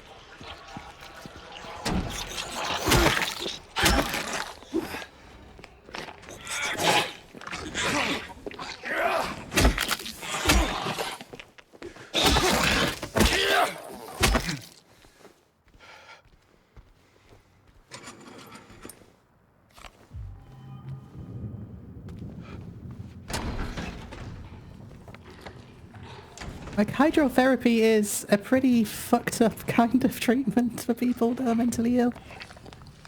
We don't really tend to do much of that anymore.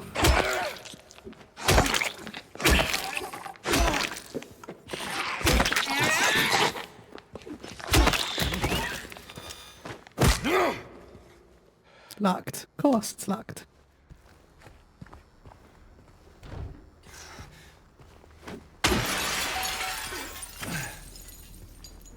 This gets us the inner ward key.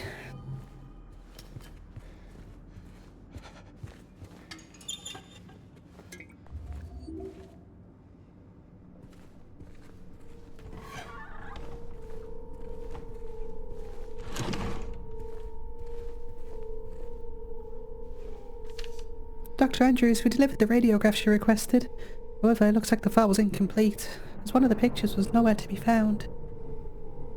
We will send someone as soon as we locate it. Please let me know if you need anything else.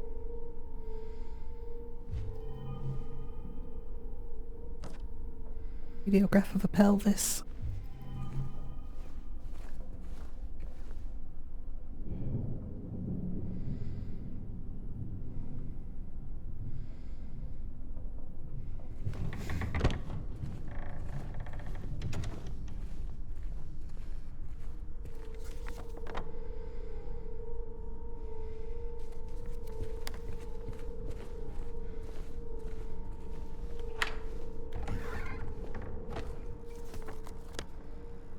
Everywhere I could get for now.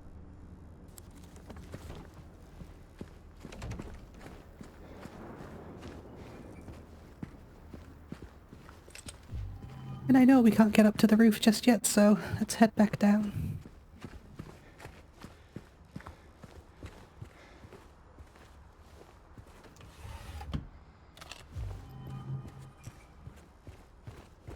All the way down to the first floor.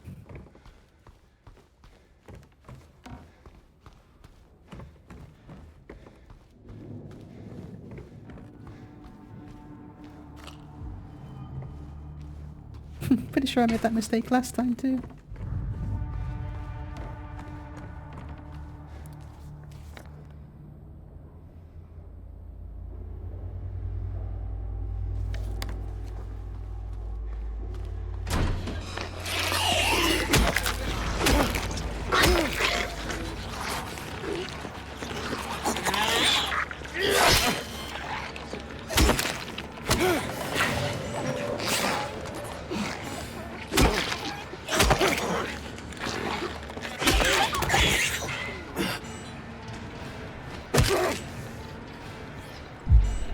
Chug.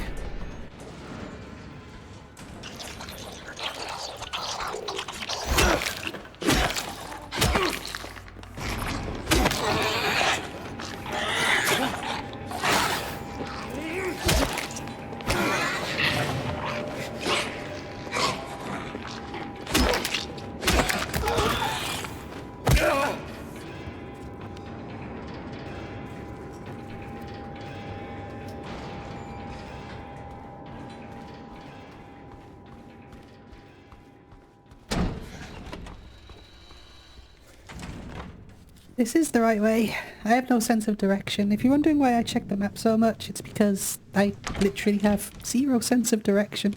Like, at all.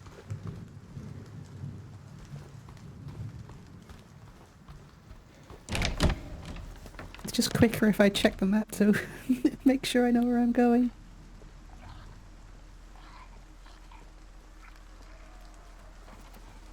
Examination room 1 is open now. Did I notice that before? I don't think I did. Why is this door open now?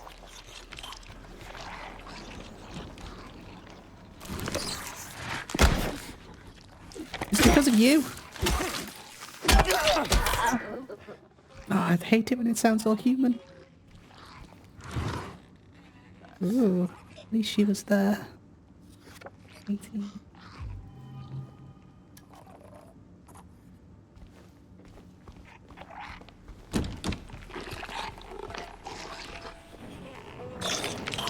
This may be a job for a chainsaw, I think.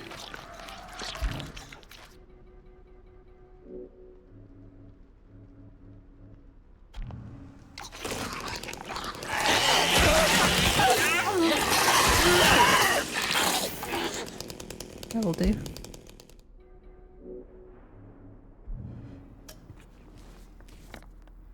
Right, this way. The inner ward.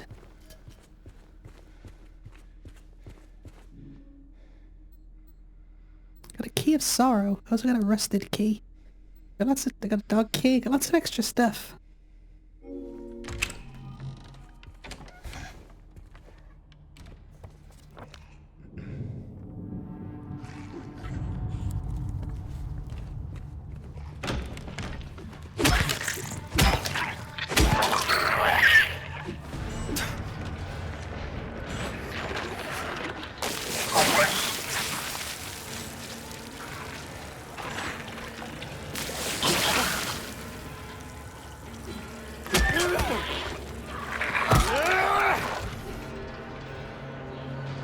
That dude is not playing fair.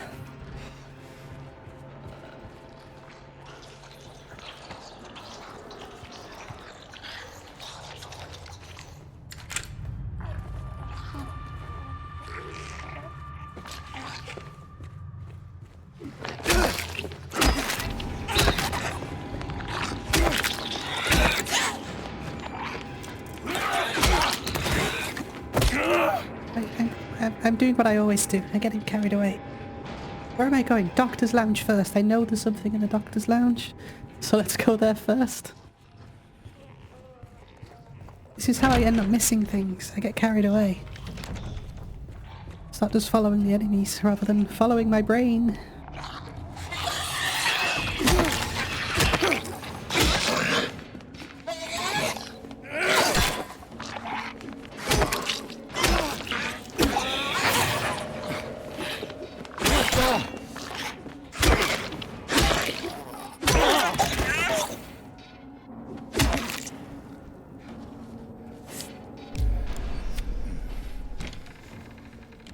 Doctor's Lounge. This case bears a disturbing similarity to a situation that took place at a facility a few years back. The patient was admitted on a court order, but with consent of his remaining family. His condition appeared to be improving for the first few weeks. The administered medications paired with individual sessions of a psychologist and art therapy relieved his volition, anhedonia, and social withdrawal. There was no reason for concern. They didn't even know anything was wrong until the night guard reported one of his keys was missing. When they found him, it was already too late.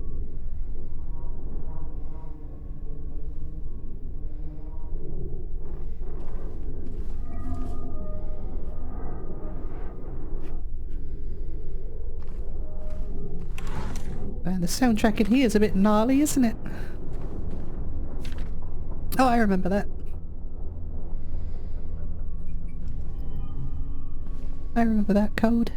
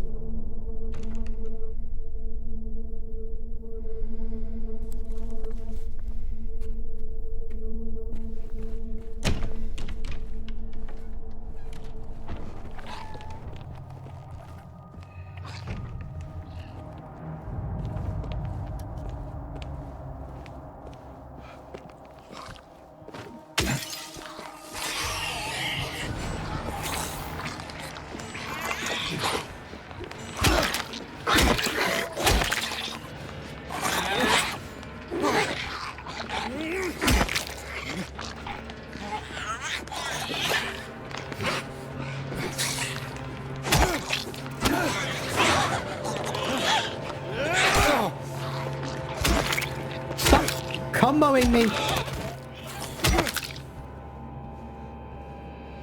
Don't make me get my chainsaw out. I'll be laughing then.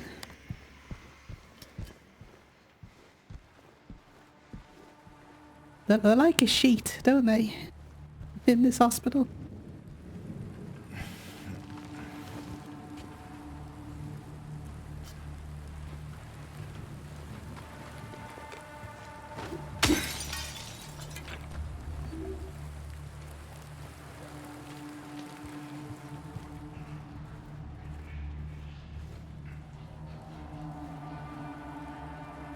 He got out of the pool and made a break for the garden, cutting himself wide open in the process.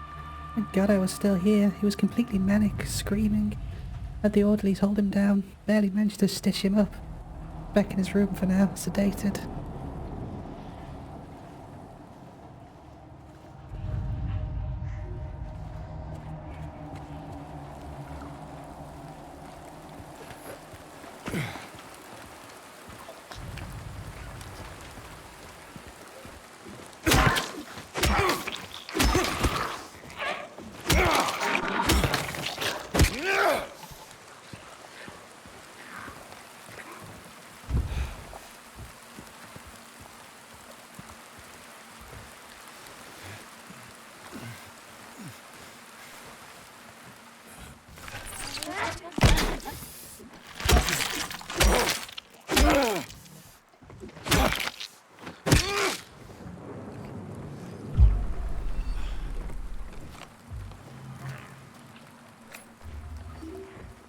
Wait.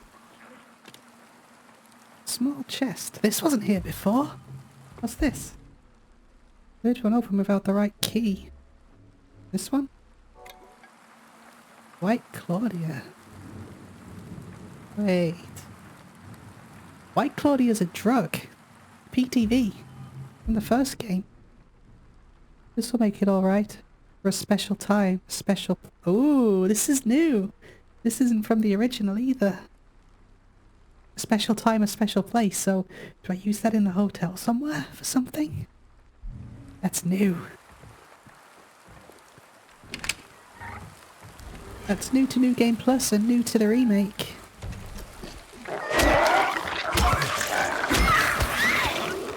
Yeah, you may remember the drug subplot from the first game. White Claudia was the drug that was being sold around inside the resort area of Silent Hill.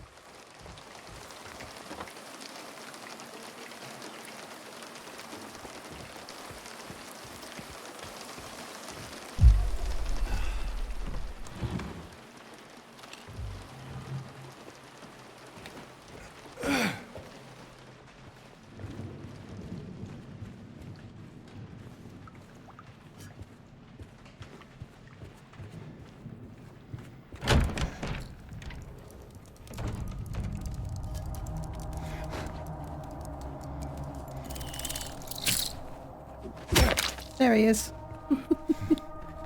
Oh, I'm useless without the radio. Medical tube.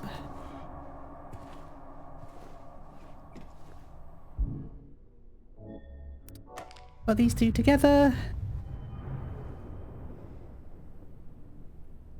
I gotta go all the way back again. I believe. If I remember correctly.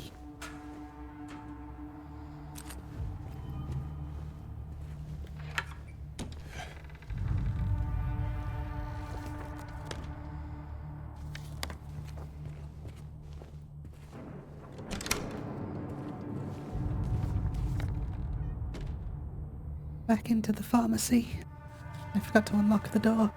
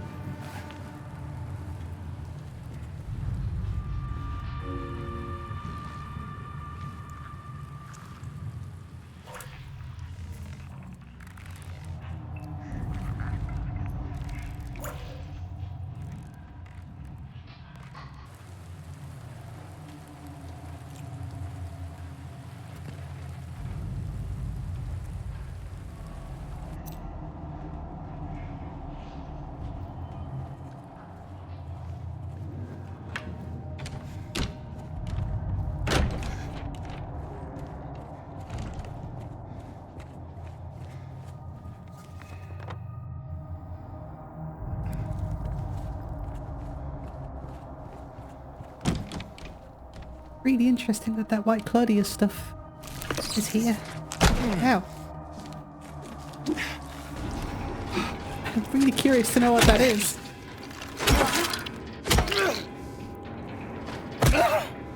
I'm guessing, since it says use it at a special place, I need to use that in the hotel. There's a total guess though.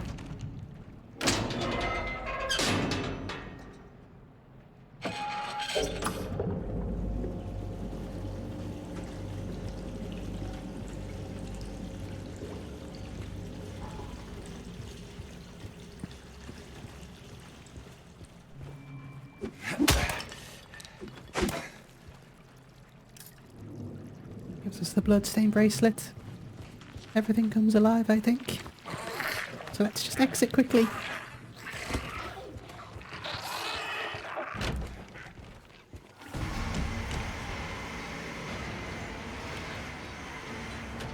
Can't scare me today.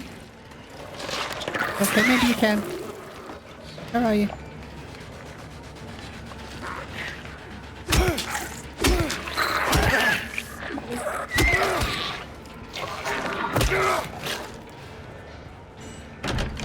Okay, now let's head into the kitchen and whatnot.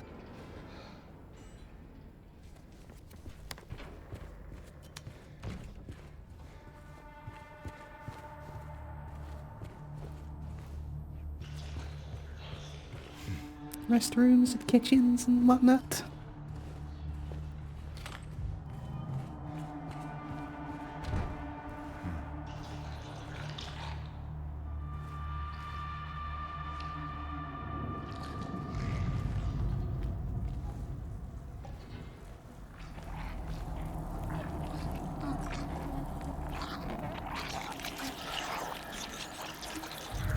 Oh, this place is gross.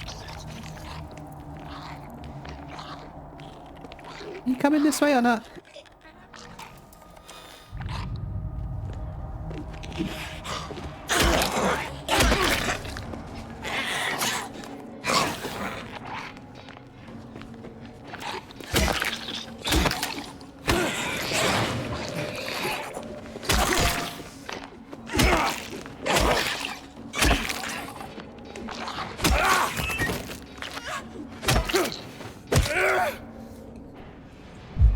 Place is totally gross.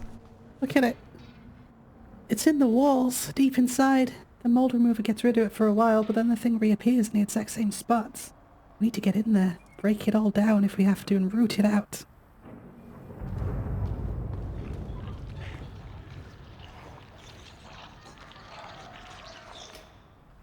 Baked beans, sausage, eggs, side of salad. Not bad.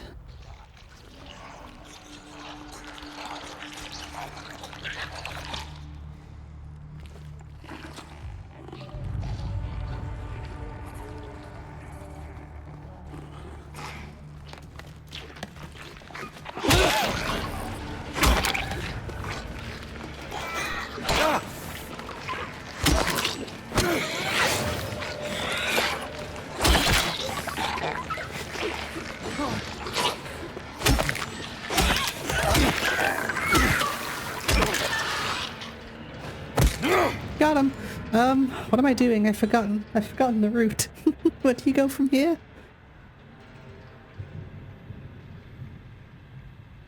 I guess I got the code for something. Is it like the nurse's station or something?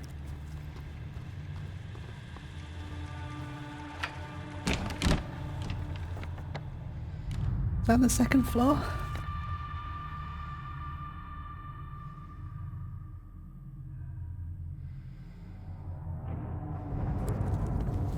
I don't remember. Let's head up to the second floor, nurse's station. I think that was where there was a code or something.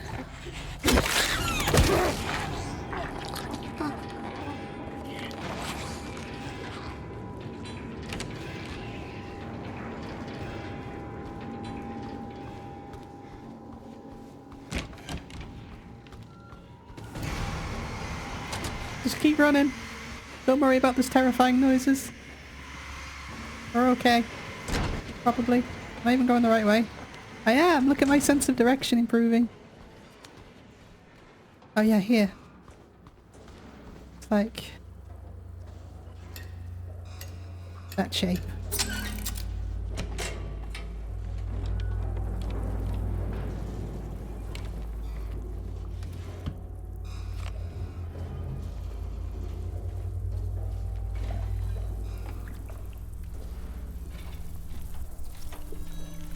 Gross.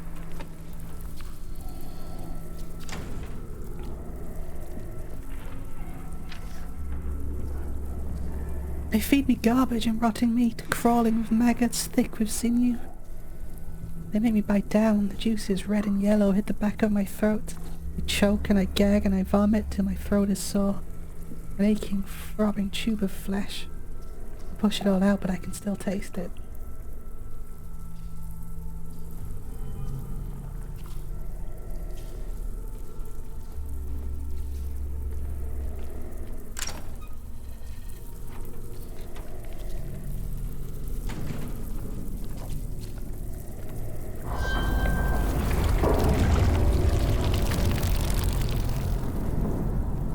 Can you not, please? Thank you. There we go, nice and clean.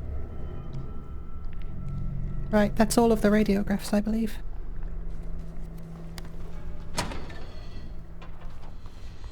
Nice of them to put the final one right by the stairs.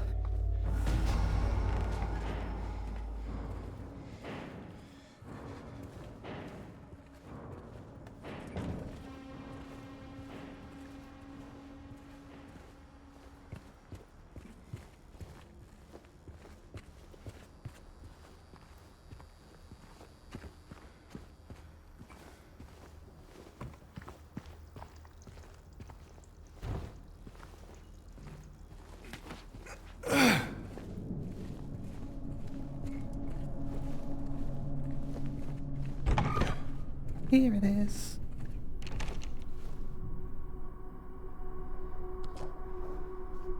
Old trauma from childhood.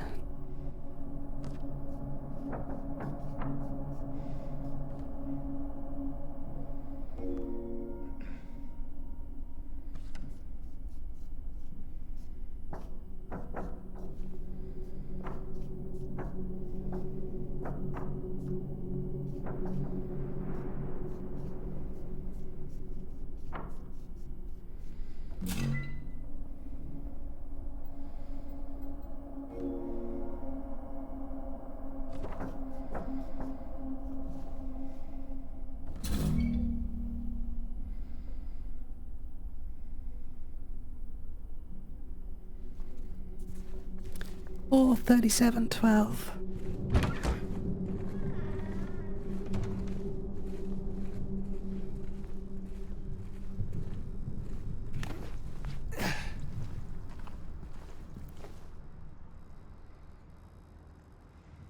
Right, left, right.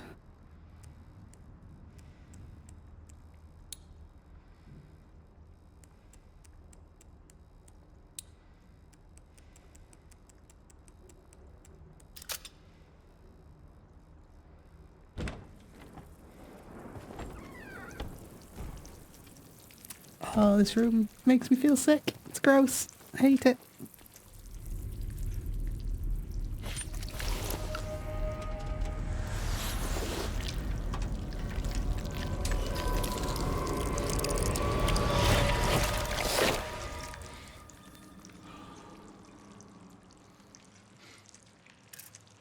That's the final bracelet though, I believe. So while we head back down to the director's office, which is on the... which floor is it? Second floor? Yeah, second floor. So while we head back there, let's talk about the elephant in the room. The sexy nurses. I haven't talked about the sexy nurses. This is the thing that I think put the whole entire franchise in a chokehold for that era. The era that killed Silent Hill.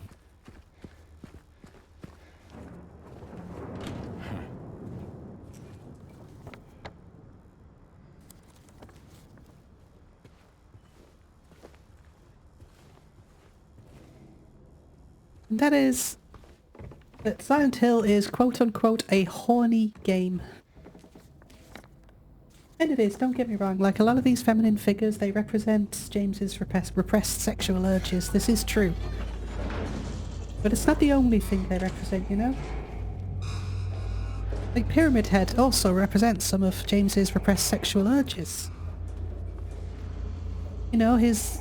we will get to that, we'll get to Pyramid Head for sure, but, you know, his wife isn't putting out because she's too busy being terminally ill or dead or whatever.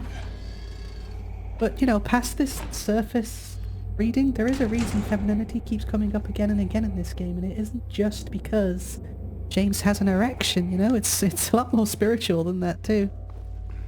Which we're about to get into, in a big way.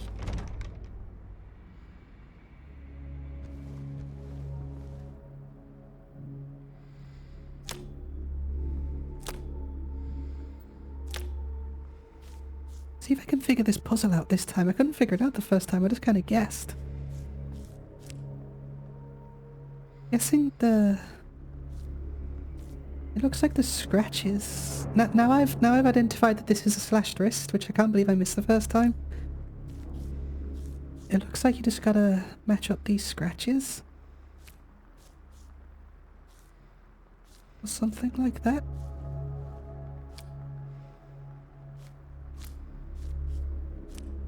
Yeah, I see it now.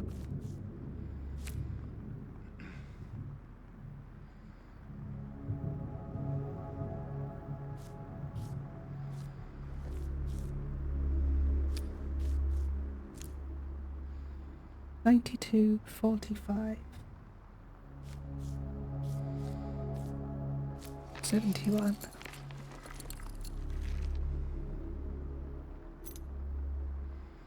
Guess what's the director's storage room key?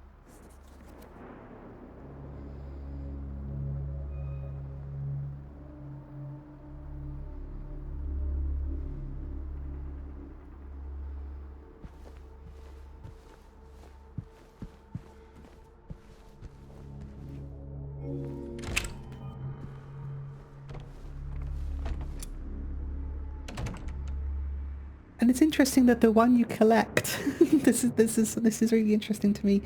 This symbol that you collect, it's a real symbol, and it means, God, it means a lot of things. And it's really interesting that this is the one that you collect. This is the one that you insert into the puzzle first. It's huge. It's absolutely fucking huge. Like, seriously, I'm gonna try and explain it all in a minute.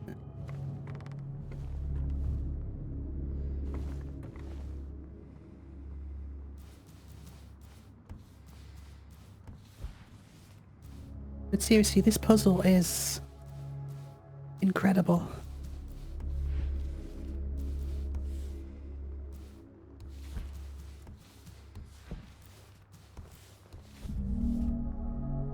I'll probably edit this all a bit just to flash this up on screen, but let me just solve the puzzle first.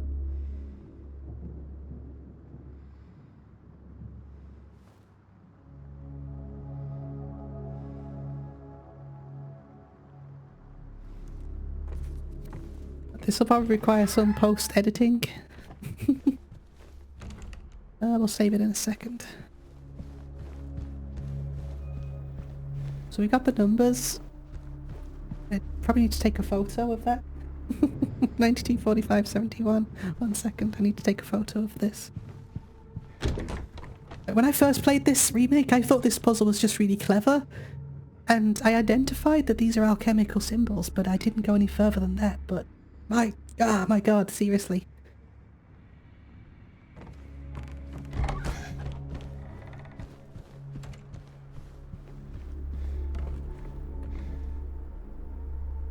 And this button is the one you insert. It's crazy. So the first one, and it's the first button you press as well. Oh my god. So the first button you press is this one. I will explain all this, don't worry.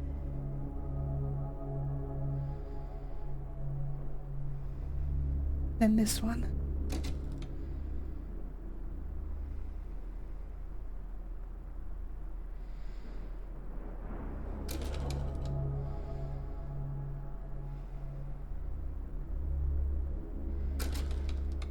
Gold.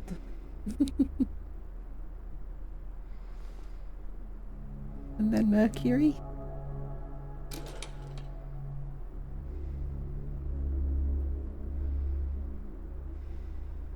Oh my god, and then this one. This is huge. I can't wait to talk about this. That gets us the rooftop. Their images became blurry, melting together. I could no longer tell. Not sure if I can do it, but maybe you can. This will take you to where you need to be, though probably not the way you want to. Also, I'm gonna leave this text up on the screen as well, because this is all just come together in my head right now. So seriously, I can't stress enough, this puzzle here, this puzzle is proof enough that the people working on this game, they truly understand Silent Hill. Seriously, they really get it. Because the symbols that we're seeing, they're alchemical symbols. This note is talking about listening to your unconscious mind, even though it's not going to be the way you want to go, but it's going to take you to where you need to be. This puzzle is exactly on par with the best puzzles of the original 3 games in its esoteric meaning. Seriously, check this out. Firstly, the book portrays a fire-breathing lion, or the green lion devouring the sun. This image actually appears in Silent Hill 1. It's outside of the antique shop right before Harry begins his descent in that game. This time, a similar depiction appears right as James is about to begin his descent in this game. The alchemical green lion devouring the sun relates to the experience of consciousness being overwhelmed by violent, frustrating desires, or anxiety and depression, as we call it today.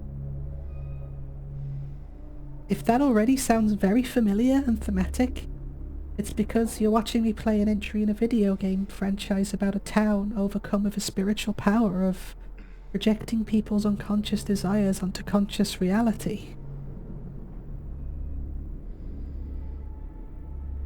And then we have all of these various alchemical symbols on the bottom of the books.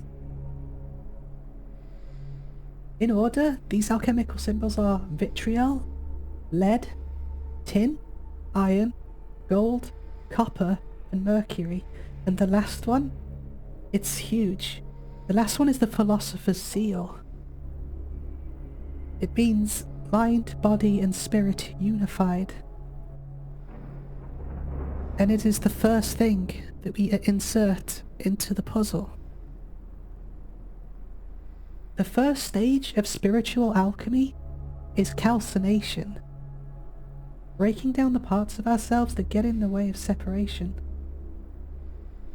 so that we can understand them individually. The answer to this puzzle starts with inserting the Philosopher's Seal into the device and then pressing it. If we expand this seal out, we can go through it now. The circle in the middle, that represents you. That's your awareness. It's the higher self that exists within you right now. The outer square that encapsulates the circle represents your physical reality. That's represented in terms of elements.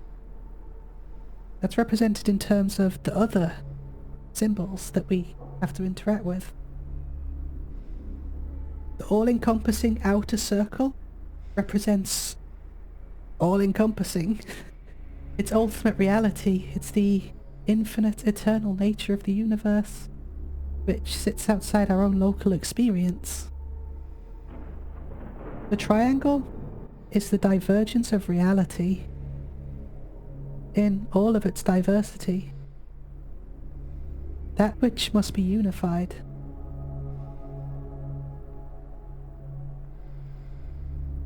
It's mind, body, and spirit. Or Horus, Isis, and Osiris. It's Brahma, the creator. Vishnu, the preserver. Shiva, the destroyer. It's God the Father, God the Son, God the Holy Spirit. It's a trinity. It's the same trinity that appears all over religion and ancient man's understanding. It's Zoroastrianism, it's Buddhism, Taoism, Christianity, Hinduism. Religion is ancient man's means of understanding themselves, understanding their psychology. I'm a strong believer that religions throughout history were not literal. They are allegorical. If this trinity appears everywhere as an attempted understanding of our psychology, then it must appear in our own selves too, right? It does. The threefold flame: power, wisdom, and love. If you're a Zelda fan, your ears might have just perked up. And now you're thinking about the Triforce. Yep. You should look into that. Remember when I mentioned Wizard of Oz before, and how that always comes up in these kinds of stories too? The characters in the Wizard of Oz are searching for courage, wisdom, and heart. This stuff is everywhere.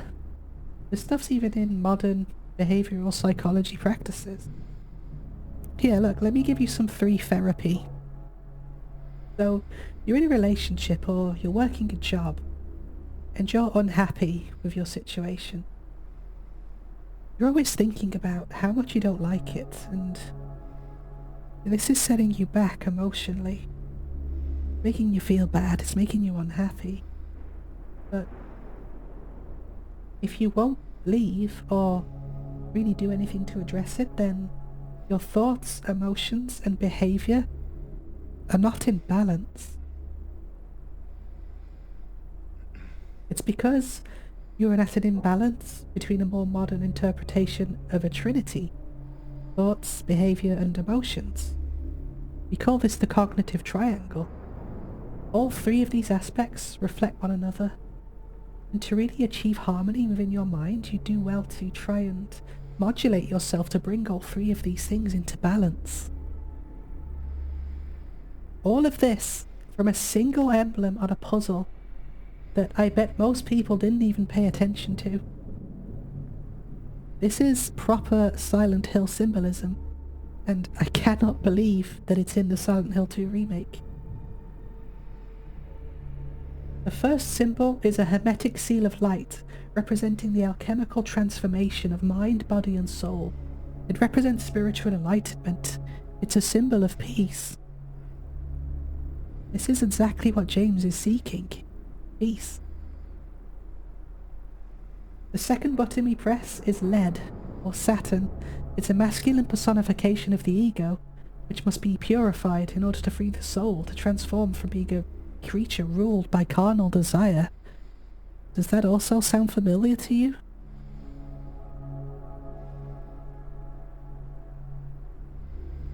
The third button is Mars.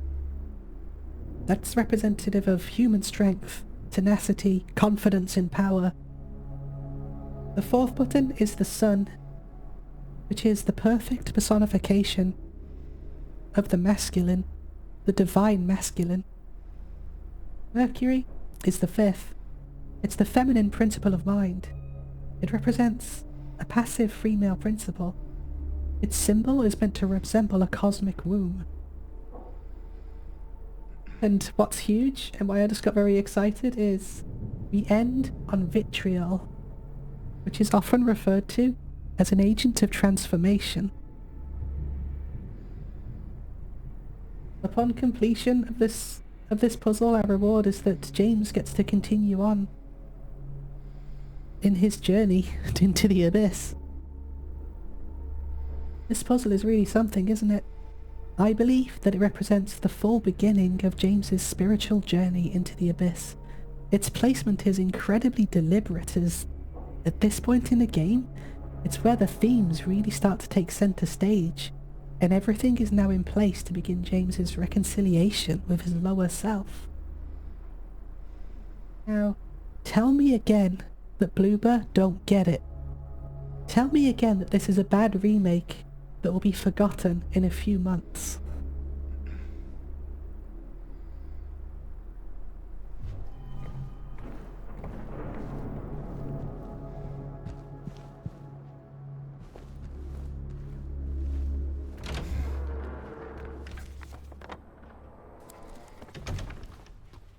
Let's go check on Maria while I calm down a bit.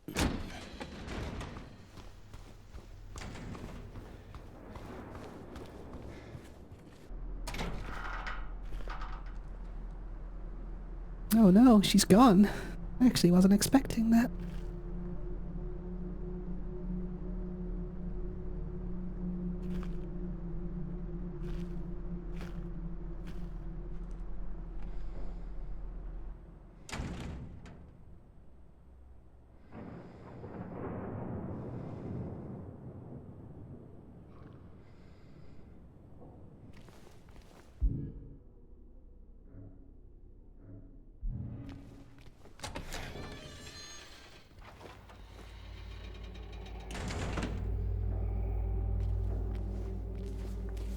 Right, let's head up to the rooftop.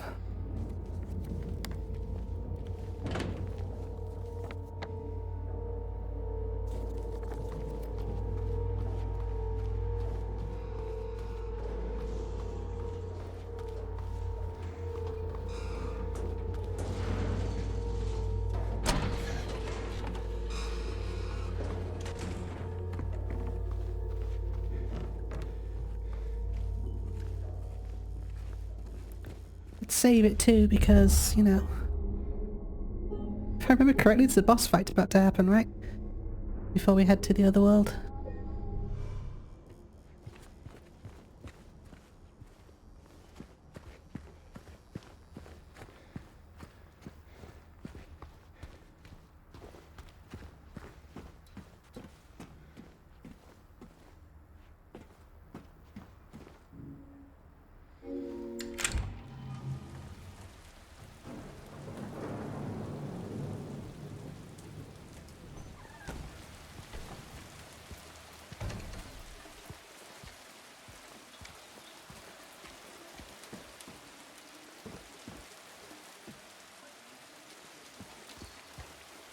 There's one of the glimpses around here, isn't there, if I remember correctly?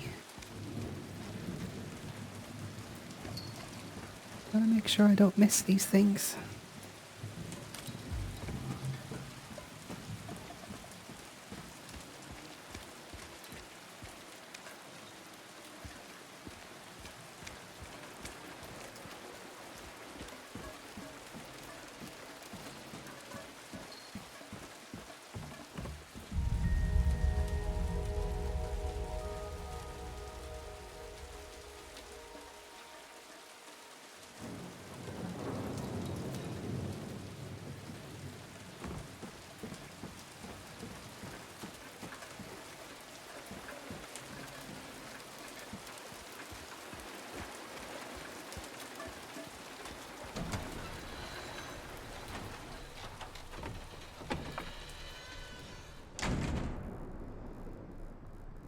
Rain.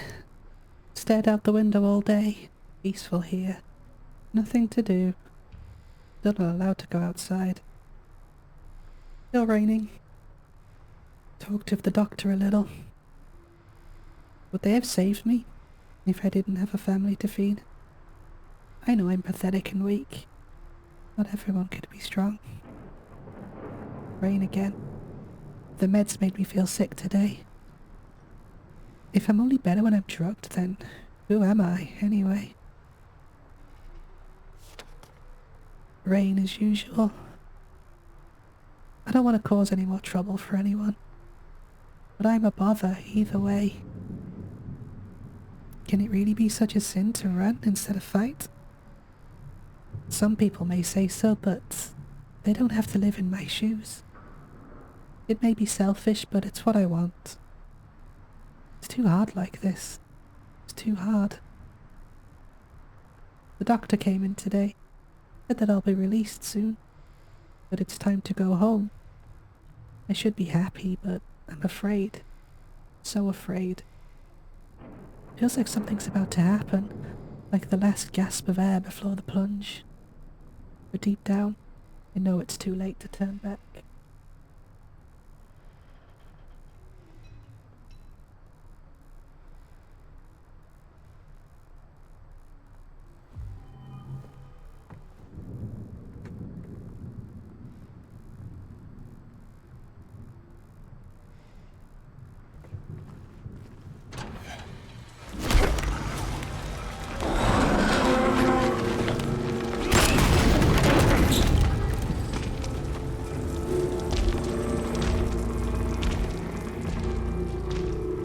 As Pyramid Head forces us forwards into the abyss.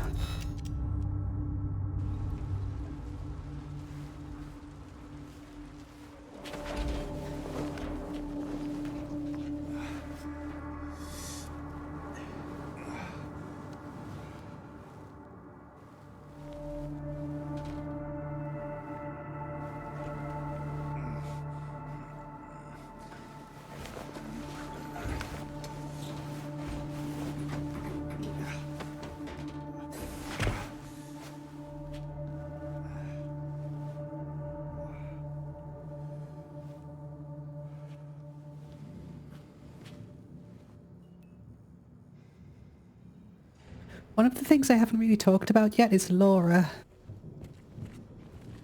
So I believe that Laura is kind of like she's representative of James's innocence. You know, she knows Mary, but he's chasing her around because he needs to reconcile with his innocence.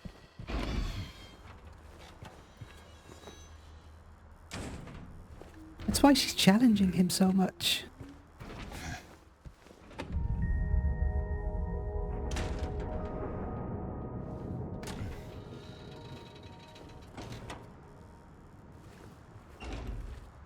There's a lot of theories surrounding Laura, specifically, and we could probably get into that a little bit later on, but she definitely doesn't see the monsters. I'm pretty convinced of that. Come to think of it, other than Eddie, has anyone really mentioned the monsters? Maria obviously sees them, but Maria is, well, we'll talk about Maria as well in a little bit, in even more detail, but Eddie has also mentioned the monsters, but is he seeing the same monsters as James? Probably not. In fact, they hint at this later on. Again, in the remake, they hint at this more in the remake than they do in the original, but it's bringing back this idea of perception. I'll try to remember to come back to this later on because it does become super important. No, it just, what I'm trying to say is it just so happens to be this small child here at the same time who knows Mary and is also looking for her. Like, how did she even get here? Why is she here?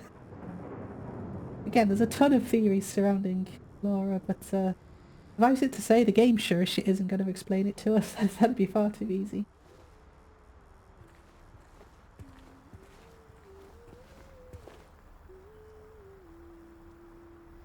There are 3 monsters. 3, 4, 3?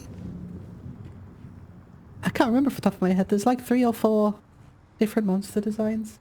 And they're all a representation of James's struggle with his inner anima, which, hold on to that thought. It's not really time to go into that yet. But we're about to see another one. 3 or 4 not counting the boss monsters anyway.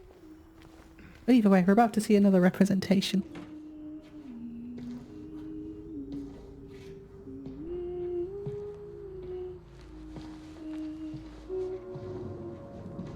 Laura?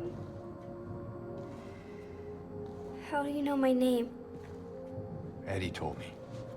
That big, fat blabbermouth. Laura, why do you keep running away from me? And how do you know about Mary? I just do. What's the big deal? Why can't you just tell me? You gonna yell at me if I don't? No. I won't. Please, just... I need to know. Mary's my friend. We met at the hospital last year. Stop lying! Laura, I'm sorry. Fine! Don't believe me! See if I care! Hey! Let go! I'm sorry, Laura, but I can't let you just run around this place. You might get hurt. Hurt by what? Look, just stay with me, okay? This is no place for a kid. Fine. But... there's something I gotta get. Laura. It's important. What is it? A letter. For Mary. What? I hid it. In there.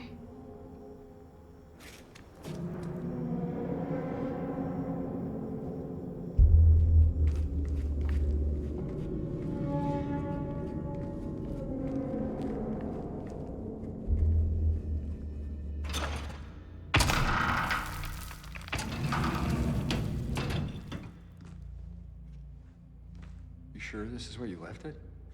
It's in the back. Behind an old pipe. Okay, wait here. Laura? Haha! Open the door, Laura. Why should I? I'm a liar, right? Want me to open it? Huh? Do ya? Laura, open this door right now. What's the magic word? Laura! Nope, that's not it. I guess I won't open it. Get me out of here, you brat! In your dreams, fart face. Please open the door. There's something in here. Sure there is. A big lying fart face. See ya, fart face! Laura! Laura!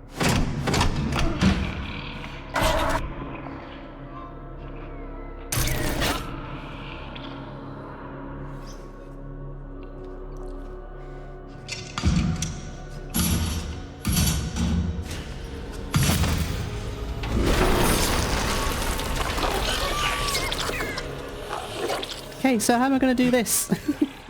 Without a gun. Like that, I guess? Just poking.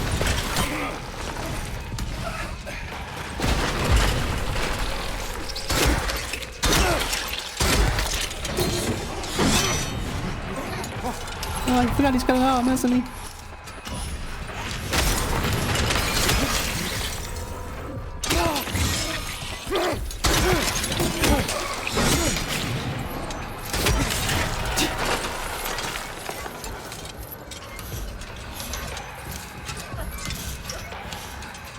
I do really like the boss fights on this game. If there's anything that Bloober have improved upon, it's the boss fights for sure.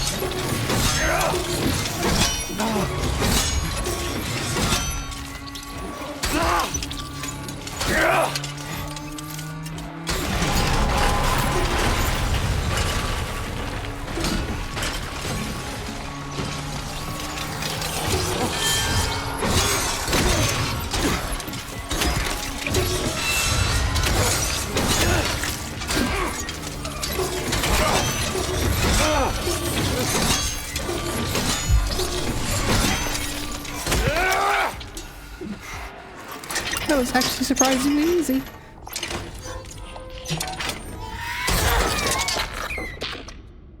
Oh, I hate that thing's mouth organ thing.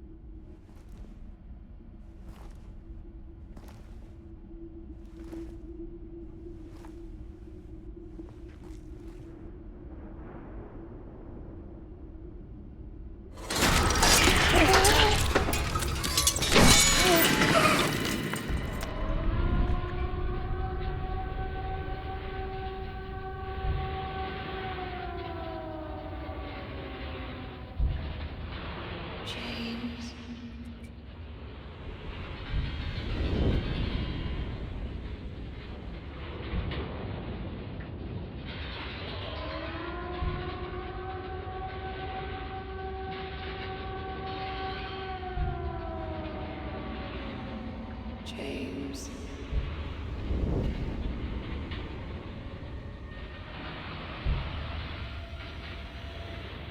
James. It's like we're breathing in and out of the other world, just like it's described on the first Silent Hill game.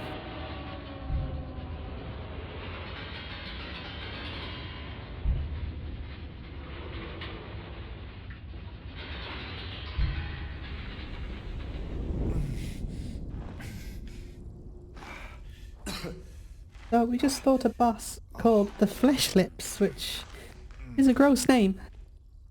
Master Hirohito said that the lips on the monsters represent the hateful words that came out of Mary's mouth during her terminal illness. And the metal frame around it is supposed to resemble a hospital bed. That right there is an iconic Session 9 reference. They do the same in Silent Hill 3 too.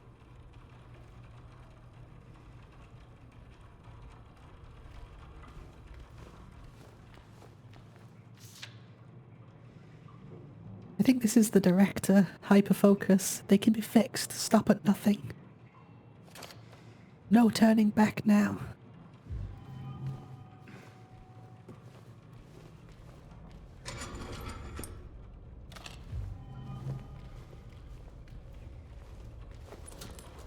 I think they absolutely... I mean, they nailed all the art. I've spoke about this already at length, like over and over again, but it really comes into its own during the alternate hospital, I think.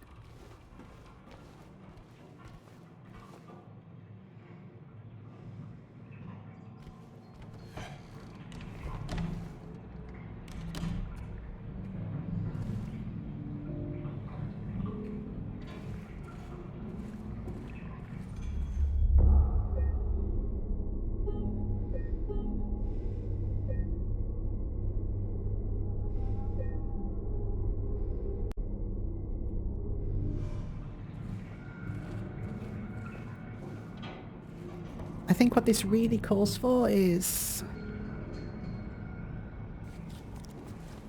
a bit of exploration. Because I don't remember this part of the game at all.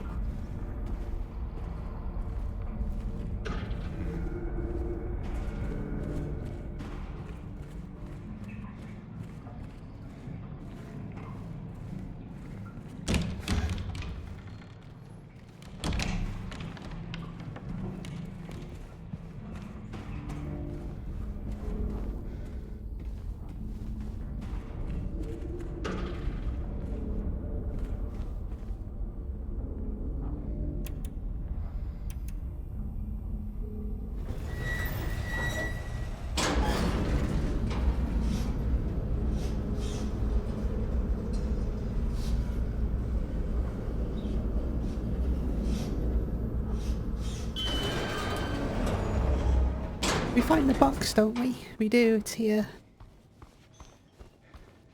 This one goes eerily quiet.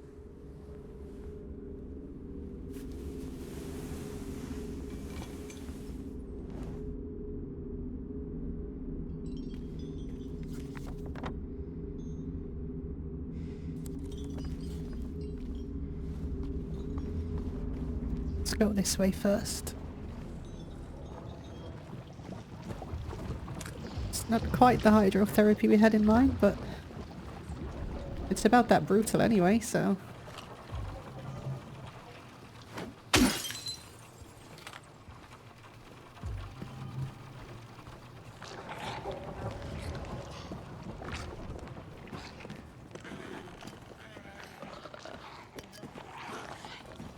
God, I hate the noises they make.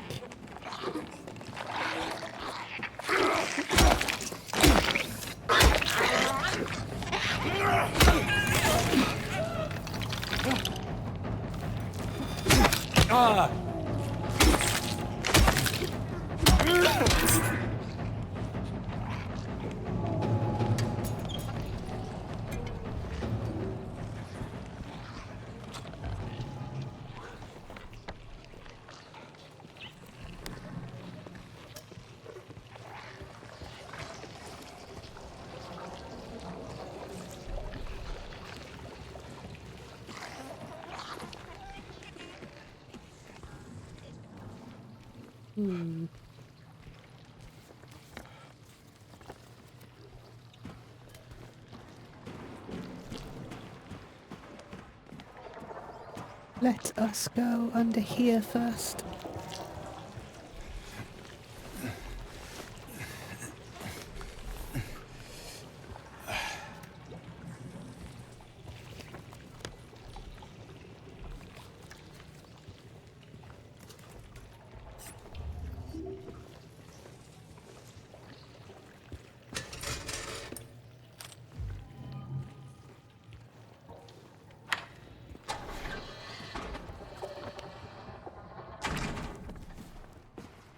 Oh yeah, I remember the really creepy noises the doors make.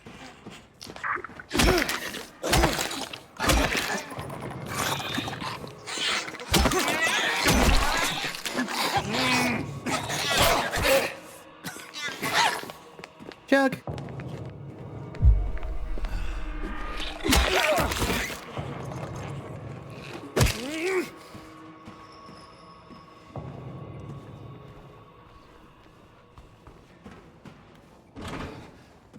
Let's go up.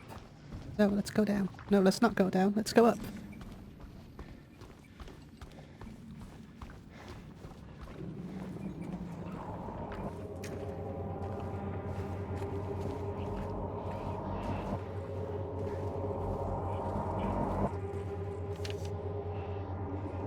The procedure.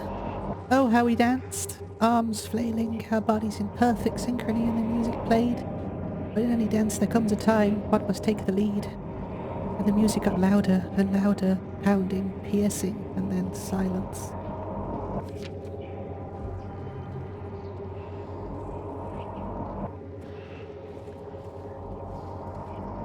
Oh, all the chains in the brain. Horrible.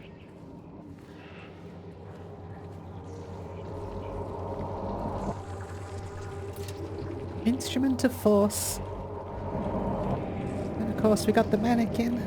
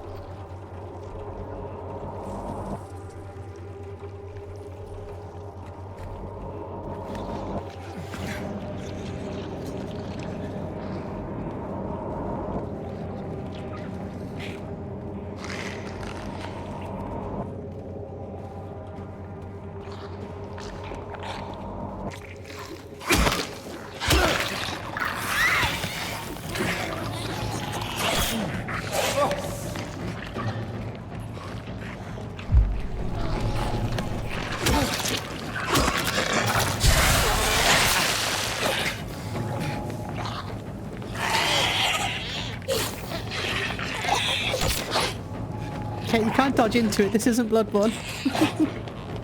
Love it.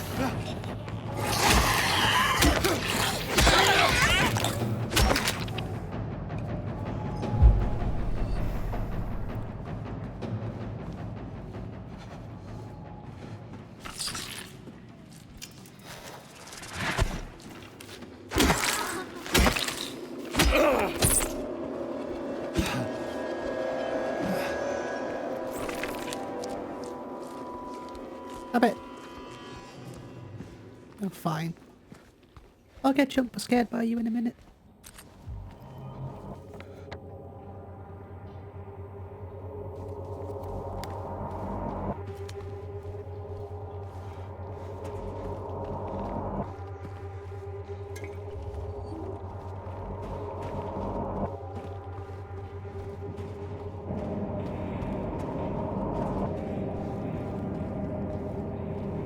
What are you looking at, James?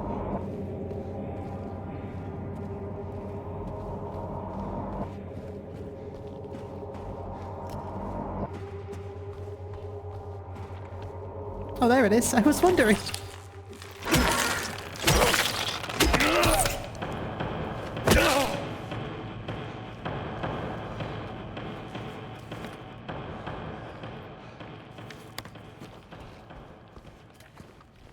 Anything else up here, or...?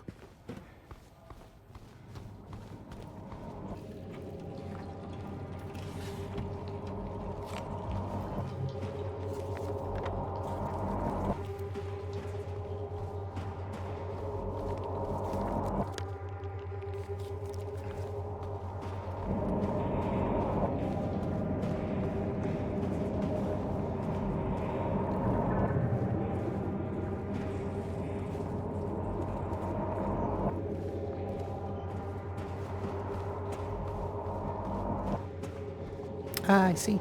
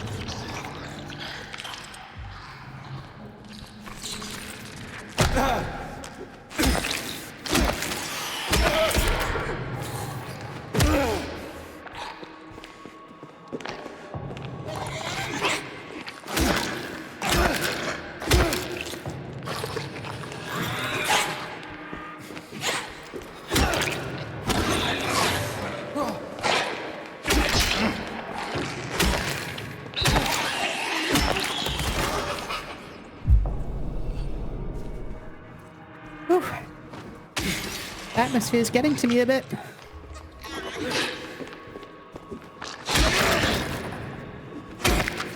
Kind of got my cat-like gamer reflexes.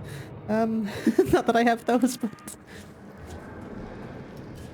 Where am I going? What am I doing? I forget.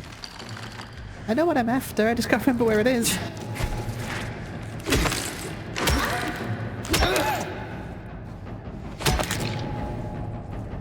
Through the spooky hole.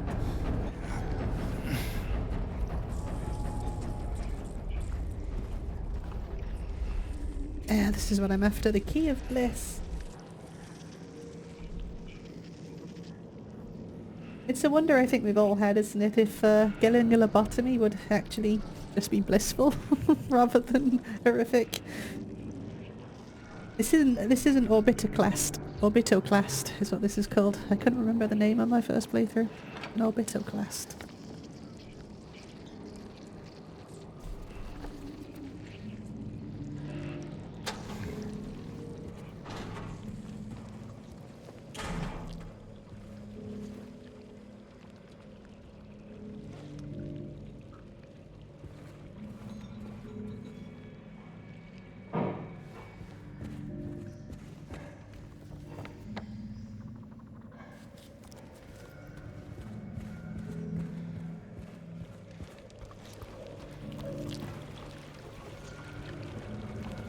Grim.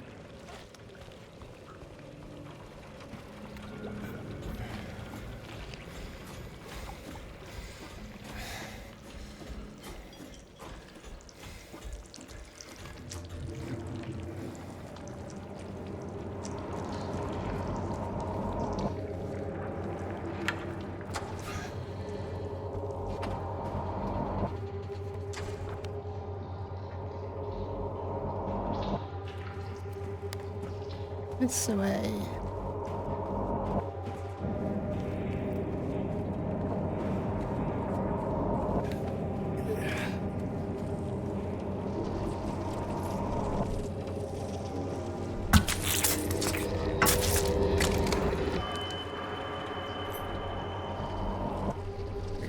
So yeah, an orbitoclast, a surgical instrument that's used for transorbital lobotomies, not to be confused with a prefrontal lobotomy where they drill a hole into your skull.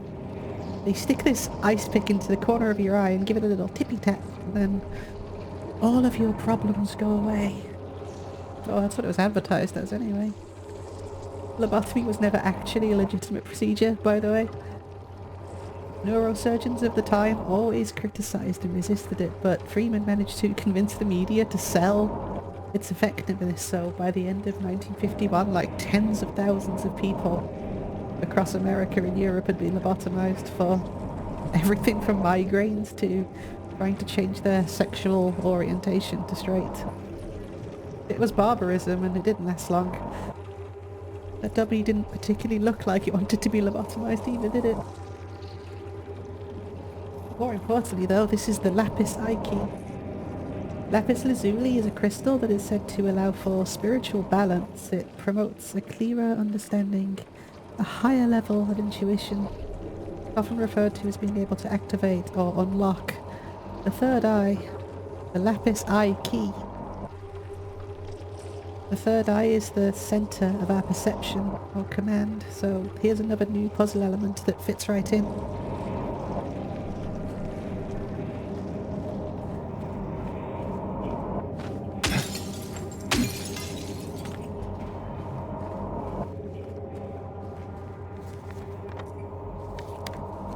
Actually, now that I'm thinking about it, I think the lapis eye key was in the original too.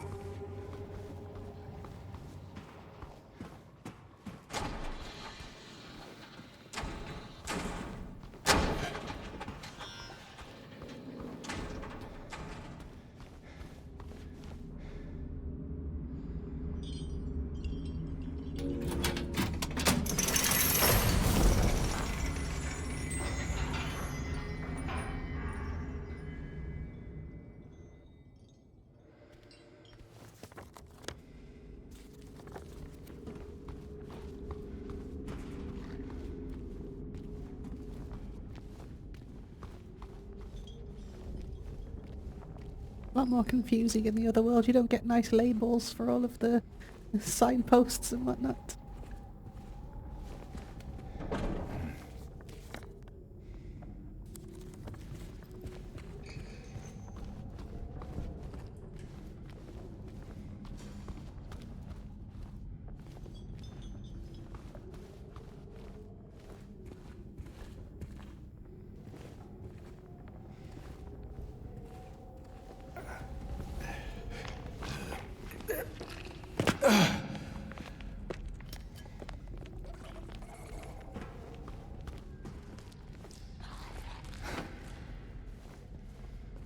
Stop being creepy.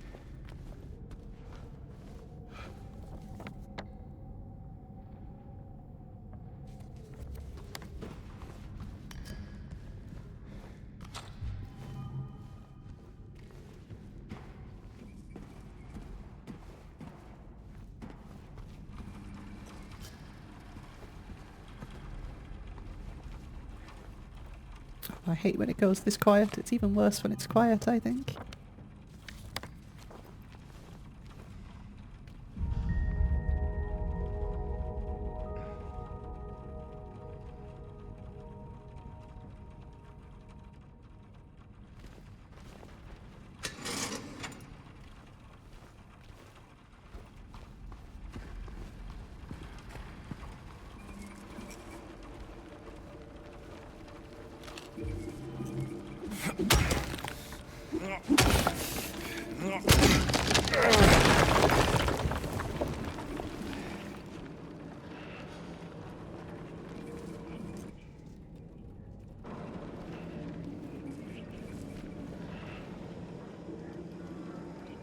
One year they've been watching me.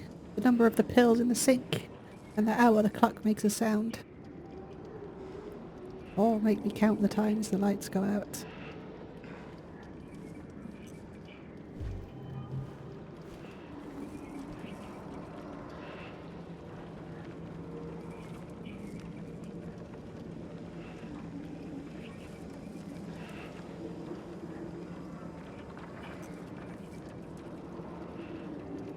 Just writing this down.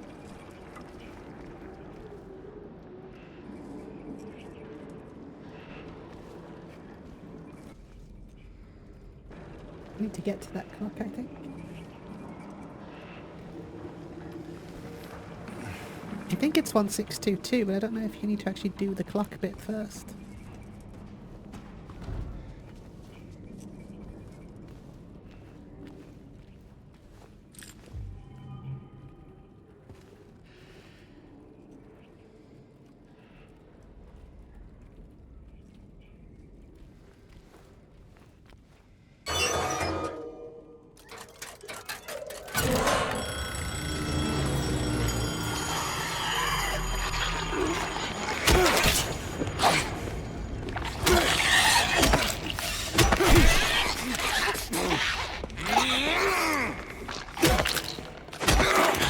Run, James, run!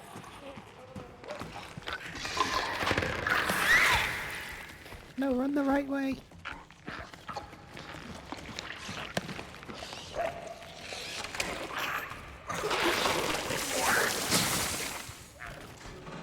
Bye! 1622. I don't know which one it is, but 1, 6, 2, 2. Hooray!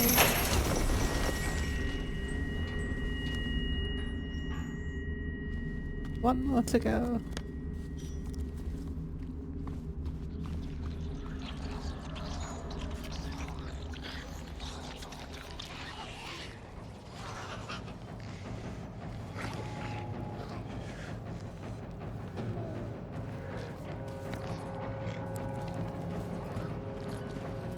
Let's go!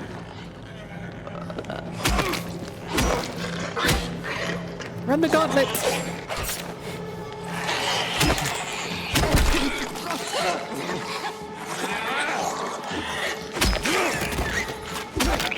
Jug!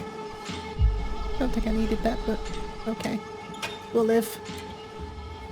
Got 18 of them, so...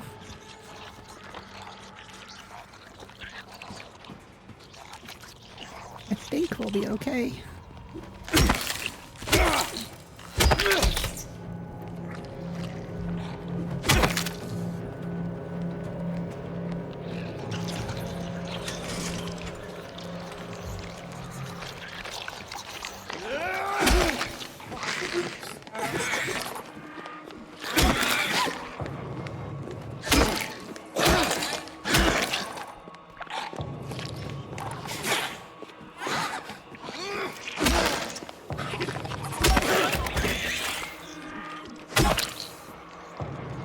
Stop with all your creepy squelching. Peace.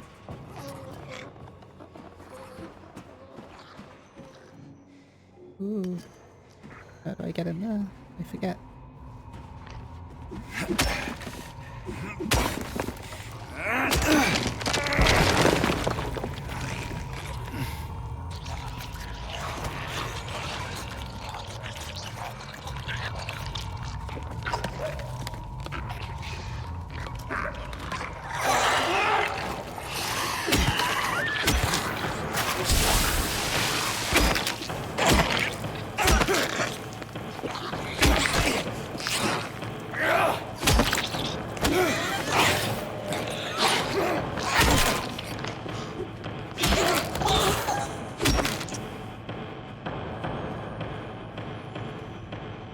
This one, move this out of the way.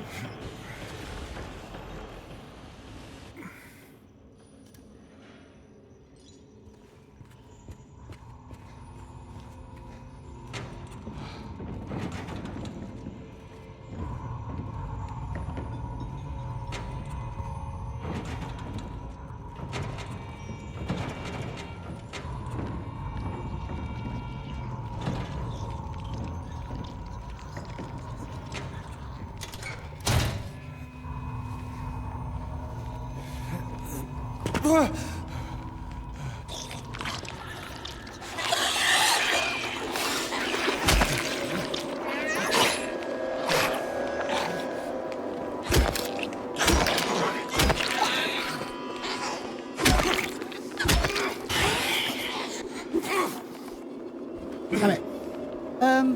L3. Observation room? Oh, screw you. Yeah, that's what I thought.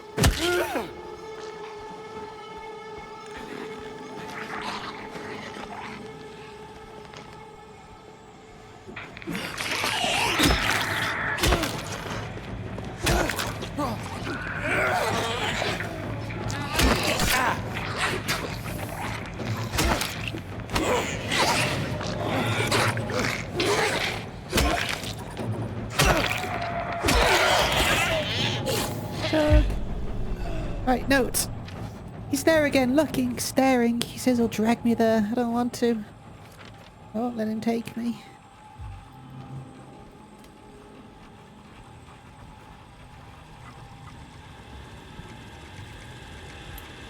Director's office. Because nothing good ever happens in the director's office.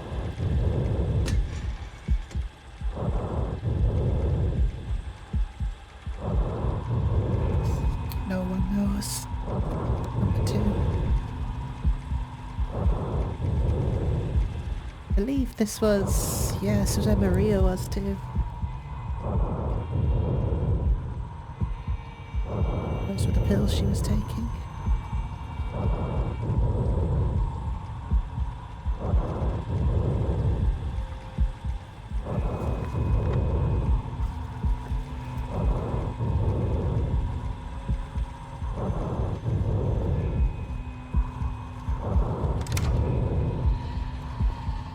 To the director's office.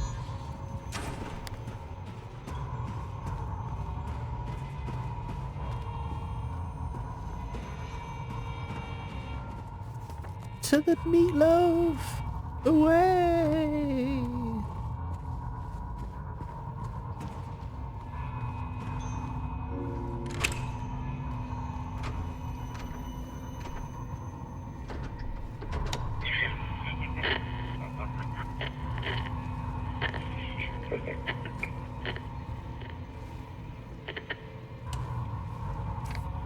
There'll be no pain anymore. No pain.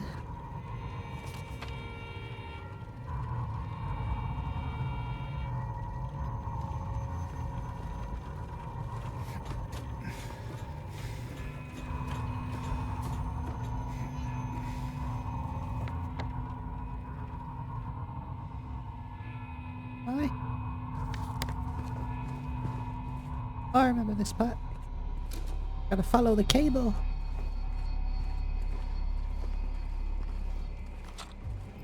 Keep collecting all this stuff, I don't even know why.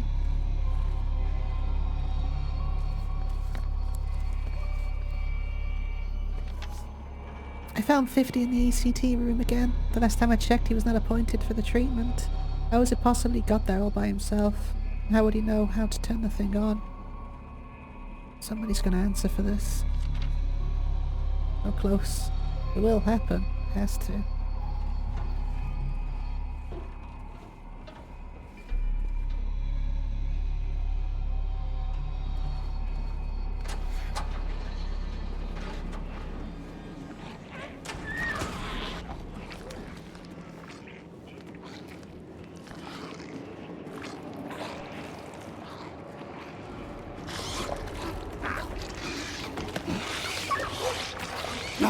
Come on, James. Hit it. Kill it.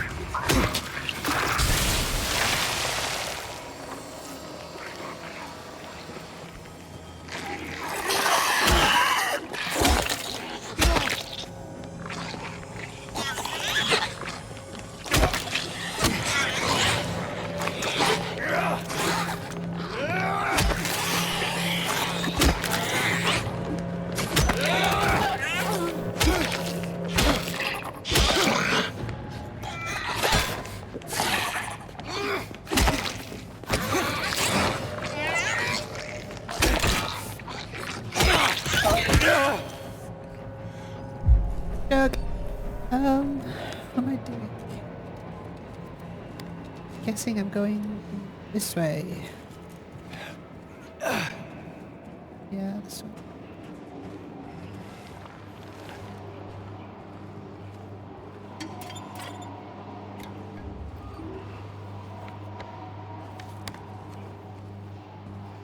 Oh, we turned that on though.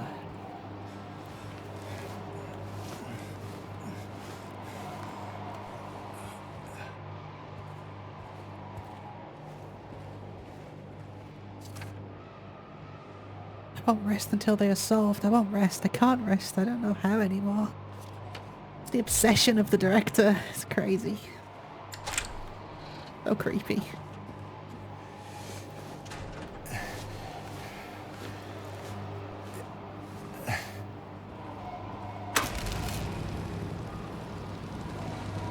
I should have turned that on.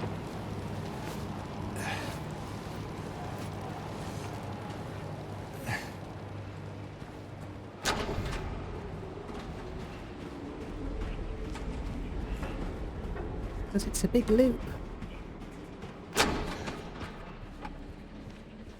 This whole level design is just a big loop. Everything's a loop. It's really well designed. They managed to have the areas feel so naturalistic, but still be designed in a way where it's kind of got good level design too.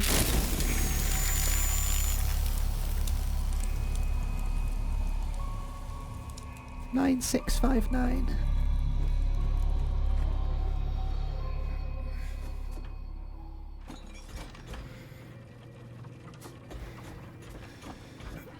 Gotta make sure I've got everything. I have a nurse's note and a director's note.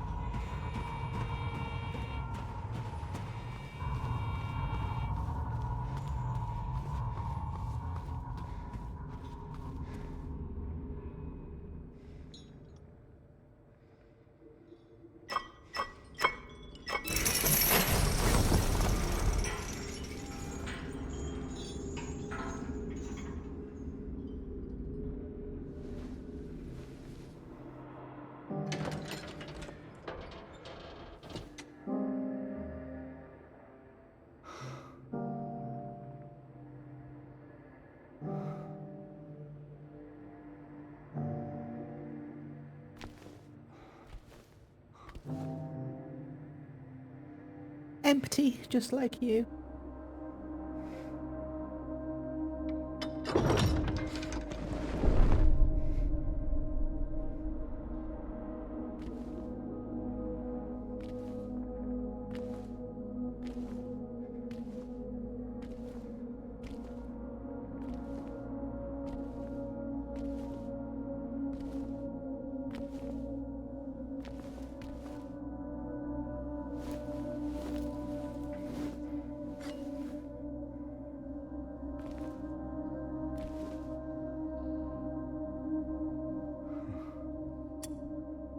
with that -1 elevator button. We'll talk a little bit about her in a sec. She is an angel. No one knows, only I can see the Lady of the Door. They cannot walk along her bridge of thread. They fall from the weight of their crimes. Like bloated and ugly corpses, their sins she devours them. Sin and sinner alike, she saves me. She is an angel.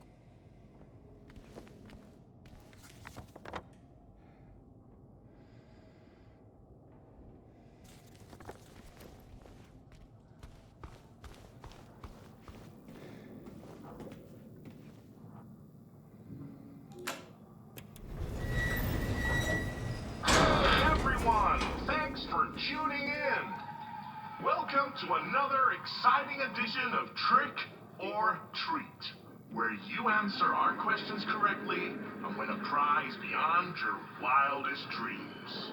Chopped into pieces with an axe. And receive the punishment. It's all in the hands of our lucky contestant, James Sunderland. James, are you ready to play Trick or Treat? Excellent! No. Here's your first question.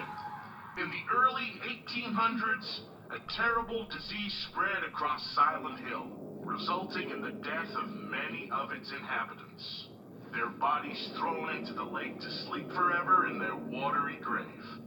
How many souls were lost during the plague? 1, 42, 2, 67.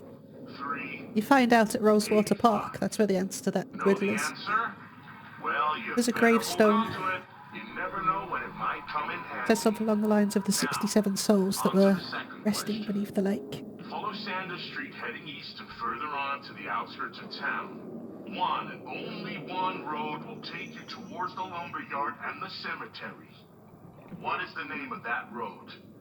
1. Bachman Road. 2. Munson Street. 3. Wiltsey Road. Wiltsey Road. Did you get that? I know that because I sure looked as at the hell map. hope so. And for a third and final question, Silent Hill witnessed a gruesome murder a few years back. A brother and sister were playing in the road when they were attacked and chopped into pieces with an axe. Torn flesh, smashed bones, splattered blood. What a terrible tragedy. What a gruesome end to such innocent lives. One of the victims was a local boy named Billy Locay. But what was the name of the other victim? Billy's sister. 1. Miriam. 2. Heather. You find out the answer to that in the apartment building. There's a Well, there's that's a the last newspaper of our about it. questions. Have The you Walter got it all Sullivan figured case. out? Also, if you played Silent Hill 4, you get to fight the creepy, the creepy Time twin will victim soon come monsters, to collect your prizes. which represents them. But be careful. If you're wrong, well, looks like that's all the time we have for today, folks. Thanks for tuning If you're in. wrong, you just take some See you damage, I somewhere, believe.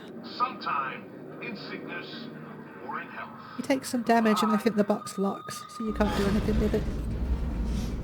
What the hell was that?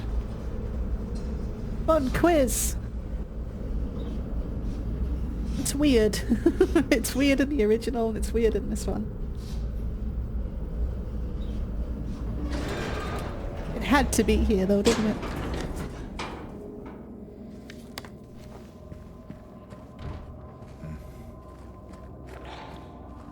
Let's go this way instead. Oh, never mind.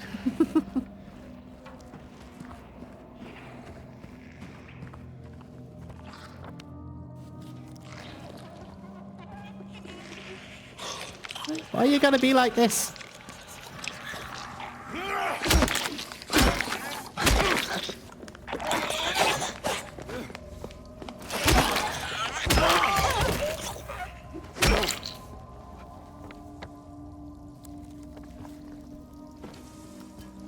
Did I ever mention that I love the soundtrack to this game?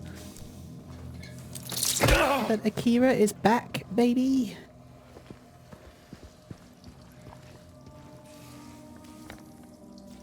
He is so back. He was really phoning it in.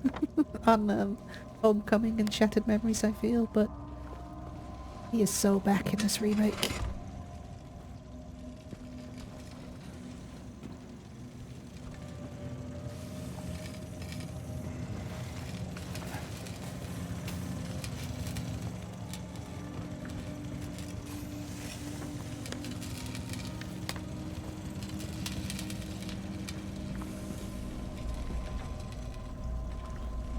Oh good. Not going that way. Or this way. This way leads back anyway. Barbed wire doors.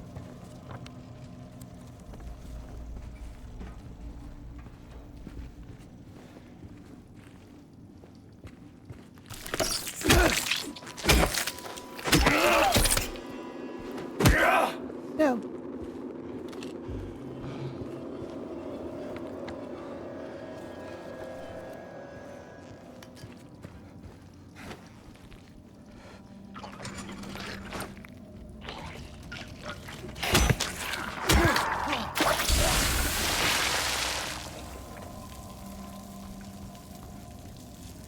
I bet they're gonna annoy speedrunners.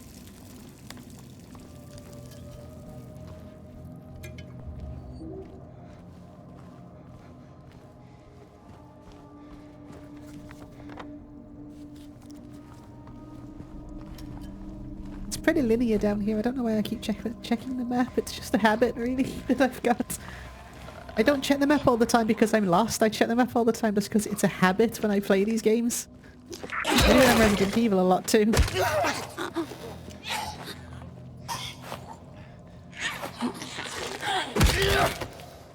Oh. How about?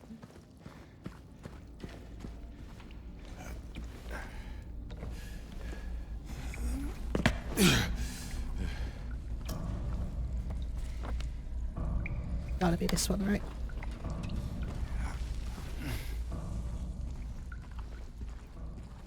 Yeah. It's just the copper ring, which again we'll talk about in a bit. James. Mary! Oh. Maria, I thought... Sorry. Anyway, I'm glad you're alive. Anyway? What do you mean, anyway? I was almost killed back there. I have never been so scared in my whole life. All you care about is that dead wife of yours. You couldn't care less about me, could you? No, I just... Then stay with me. Don't leave me alone again. You're supposed to take care of me.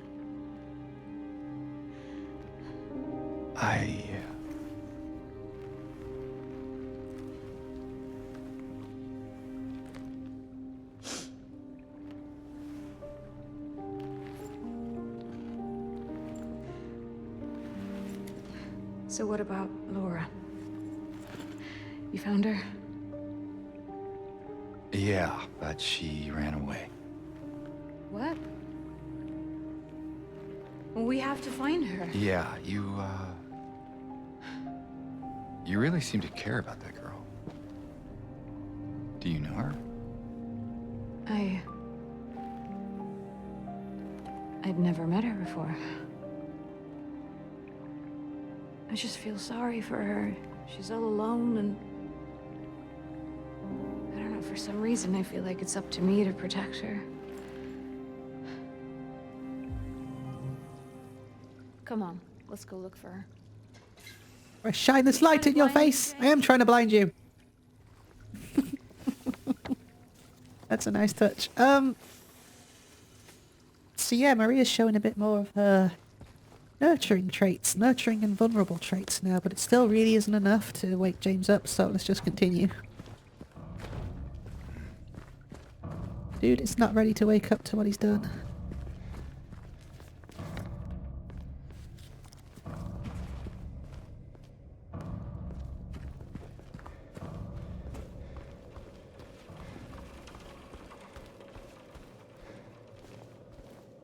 Not going upstairs.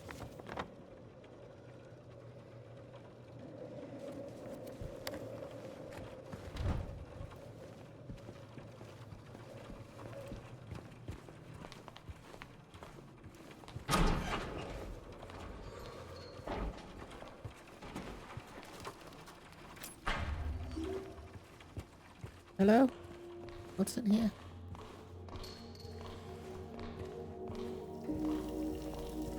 What the hell is that? Well, what do you know? A stroll in the rain. How romantic. Maria, what are you talking about? I'm trying to keep things light, James. Just you and me, okay? Yeah. Sorry.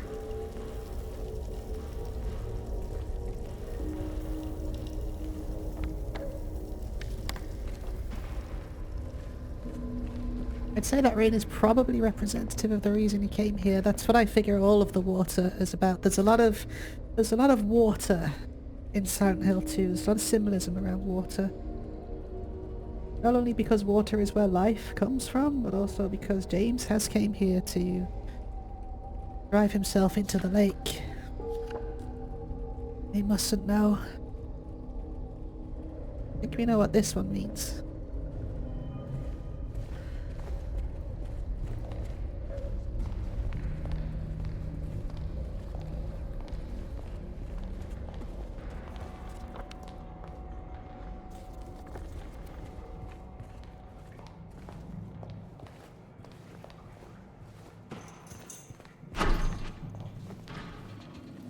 Is that what I think it is? Yeah, it's a fridge.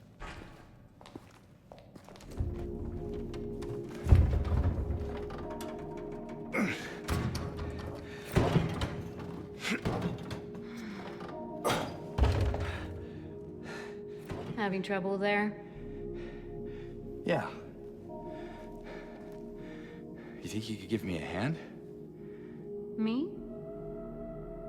You're supposed to be the big man around here. How's a little girl like me supposed to help? Fine.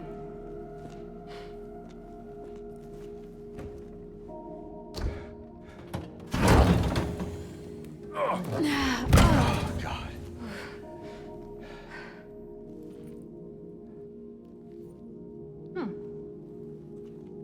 What's this?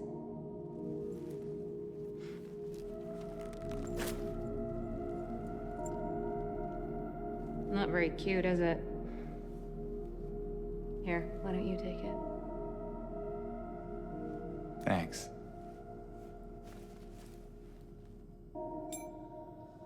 We got the lettering, which is also a skull. So, where to now? Come on. I think I know where those rings belong. In the locker room?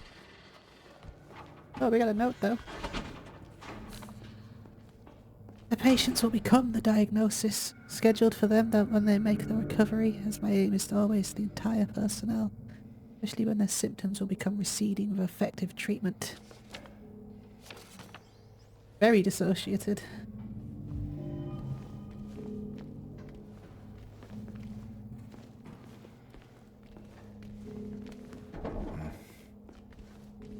To the pharmacy!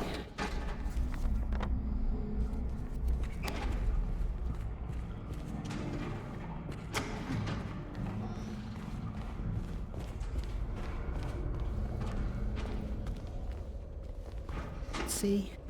Was it 2, 3, 1? Hooray! I'm so clever! You don't get nearly as much stuff as you do in the original though.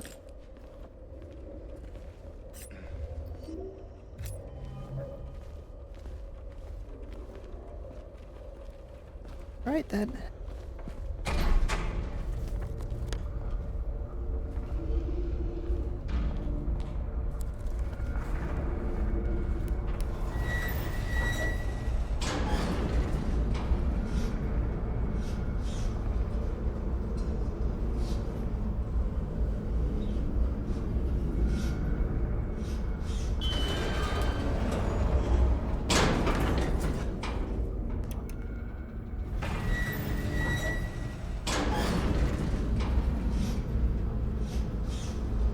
I got everything? I think so. I hope so. Otherwise I'd have to do another playthrough to get all the notes. That would be a shame, wouldn't it? And to play this excellent game again.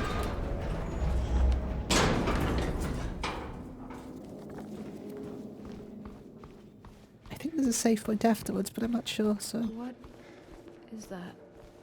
don't worry about it. It's fine.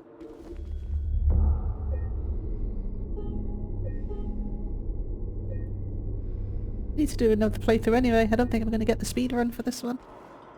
I'm doing too much nattering, too much talking.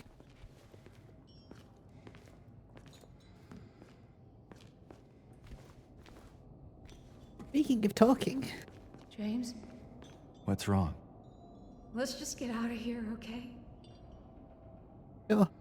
We got the lead ring and the copper ring, so I need to give this lady some rings. One made of lead and one made of copper. So lead is the lowest of metals. It's representative of Saturn, a feminine planet. It represents calcination in the alchemical process because lead is made up of all sorts of different metals that you have to separate to get the value out of.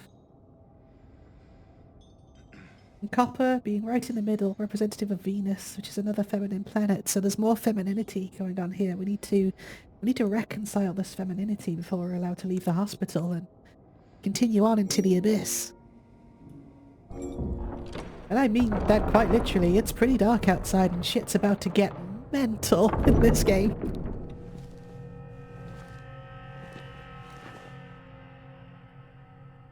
What's wrong? I thought you wanted to get out of here. I know.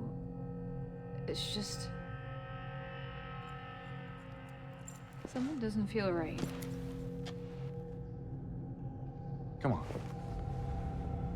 It's gonna be fine.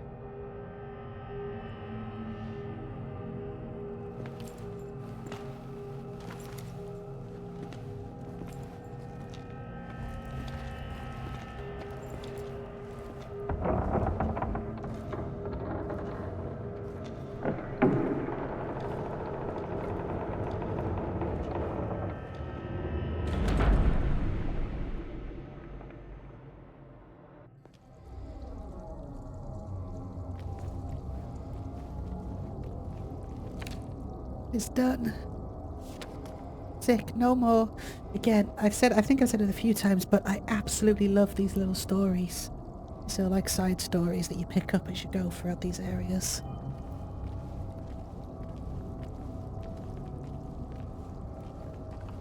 Give it another save just in case I mess up.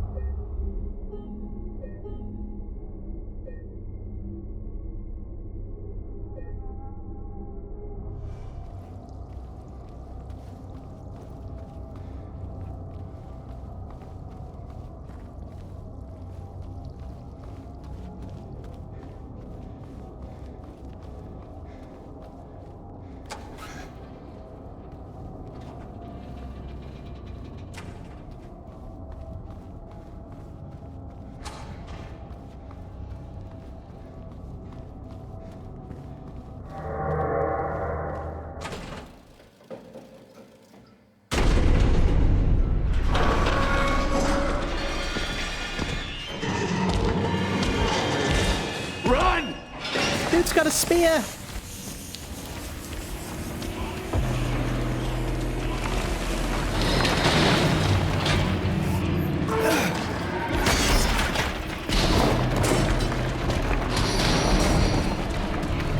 He's coming! There he is!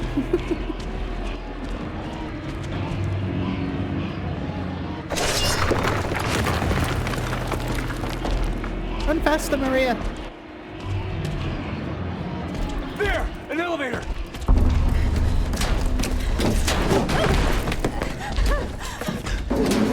Come on, hurry!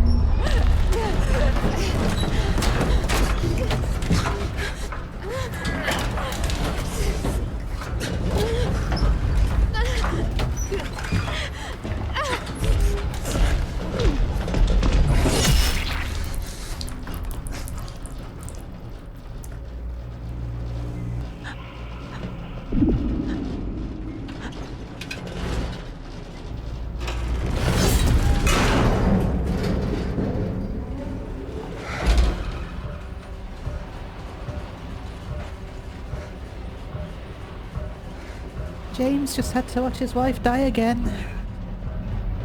Are you getting it yet? Are you getting it yet?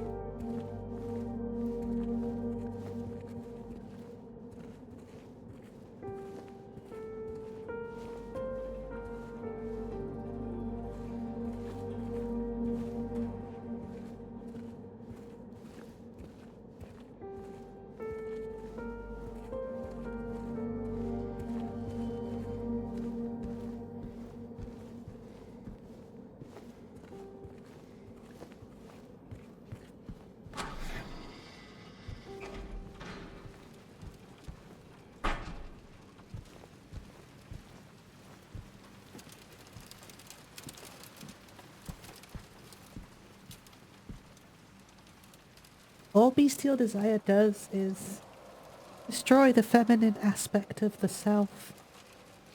But, you know, here I am getting ahead of myself. I hope you're writing all this down.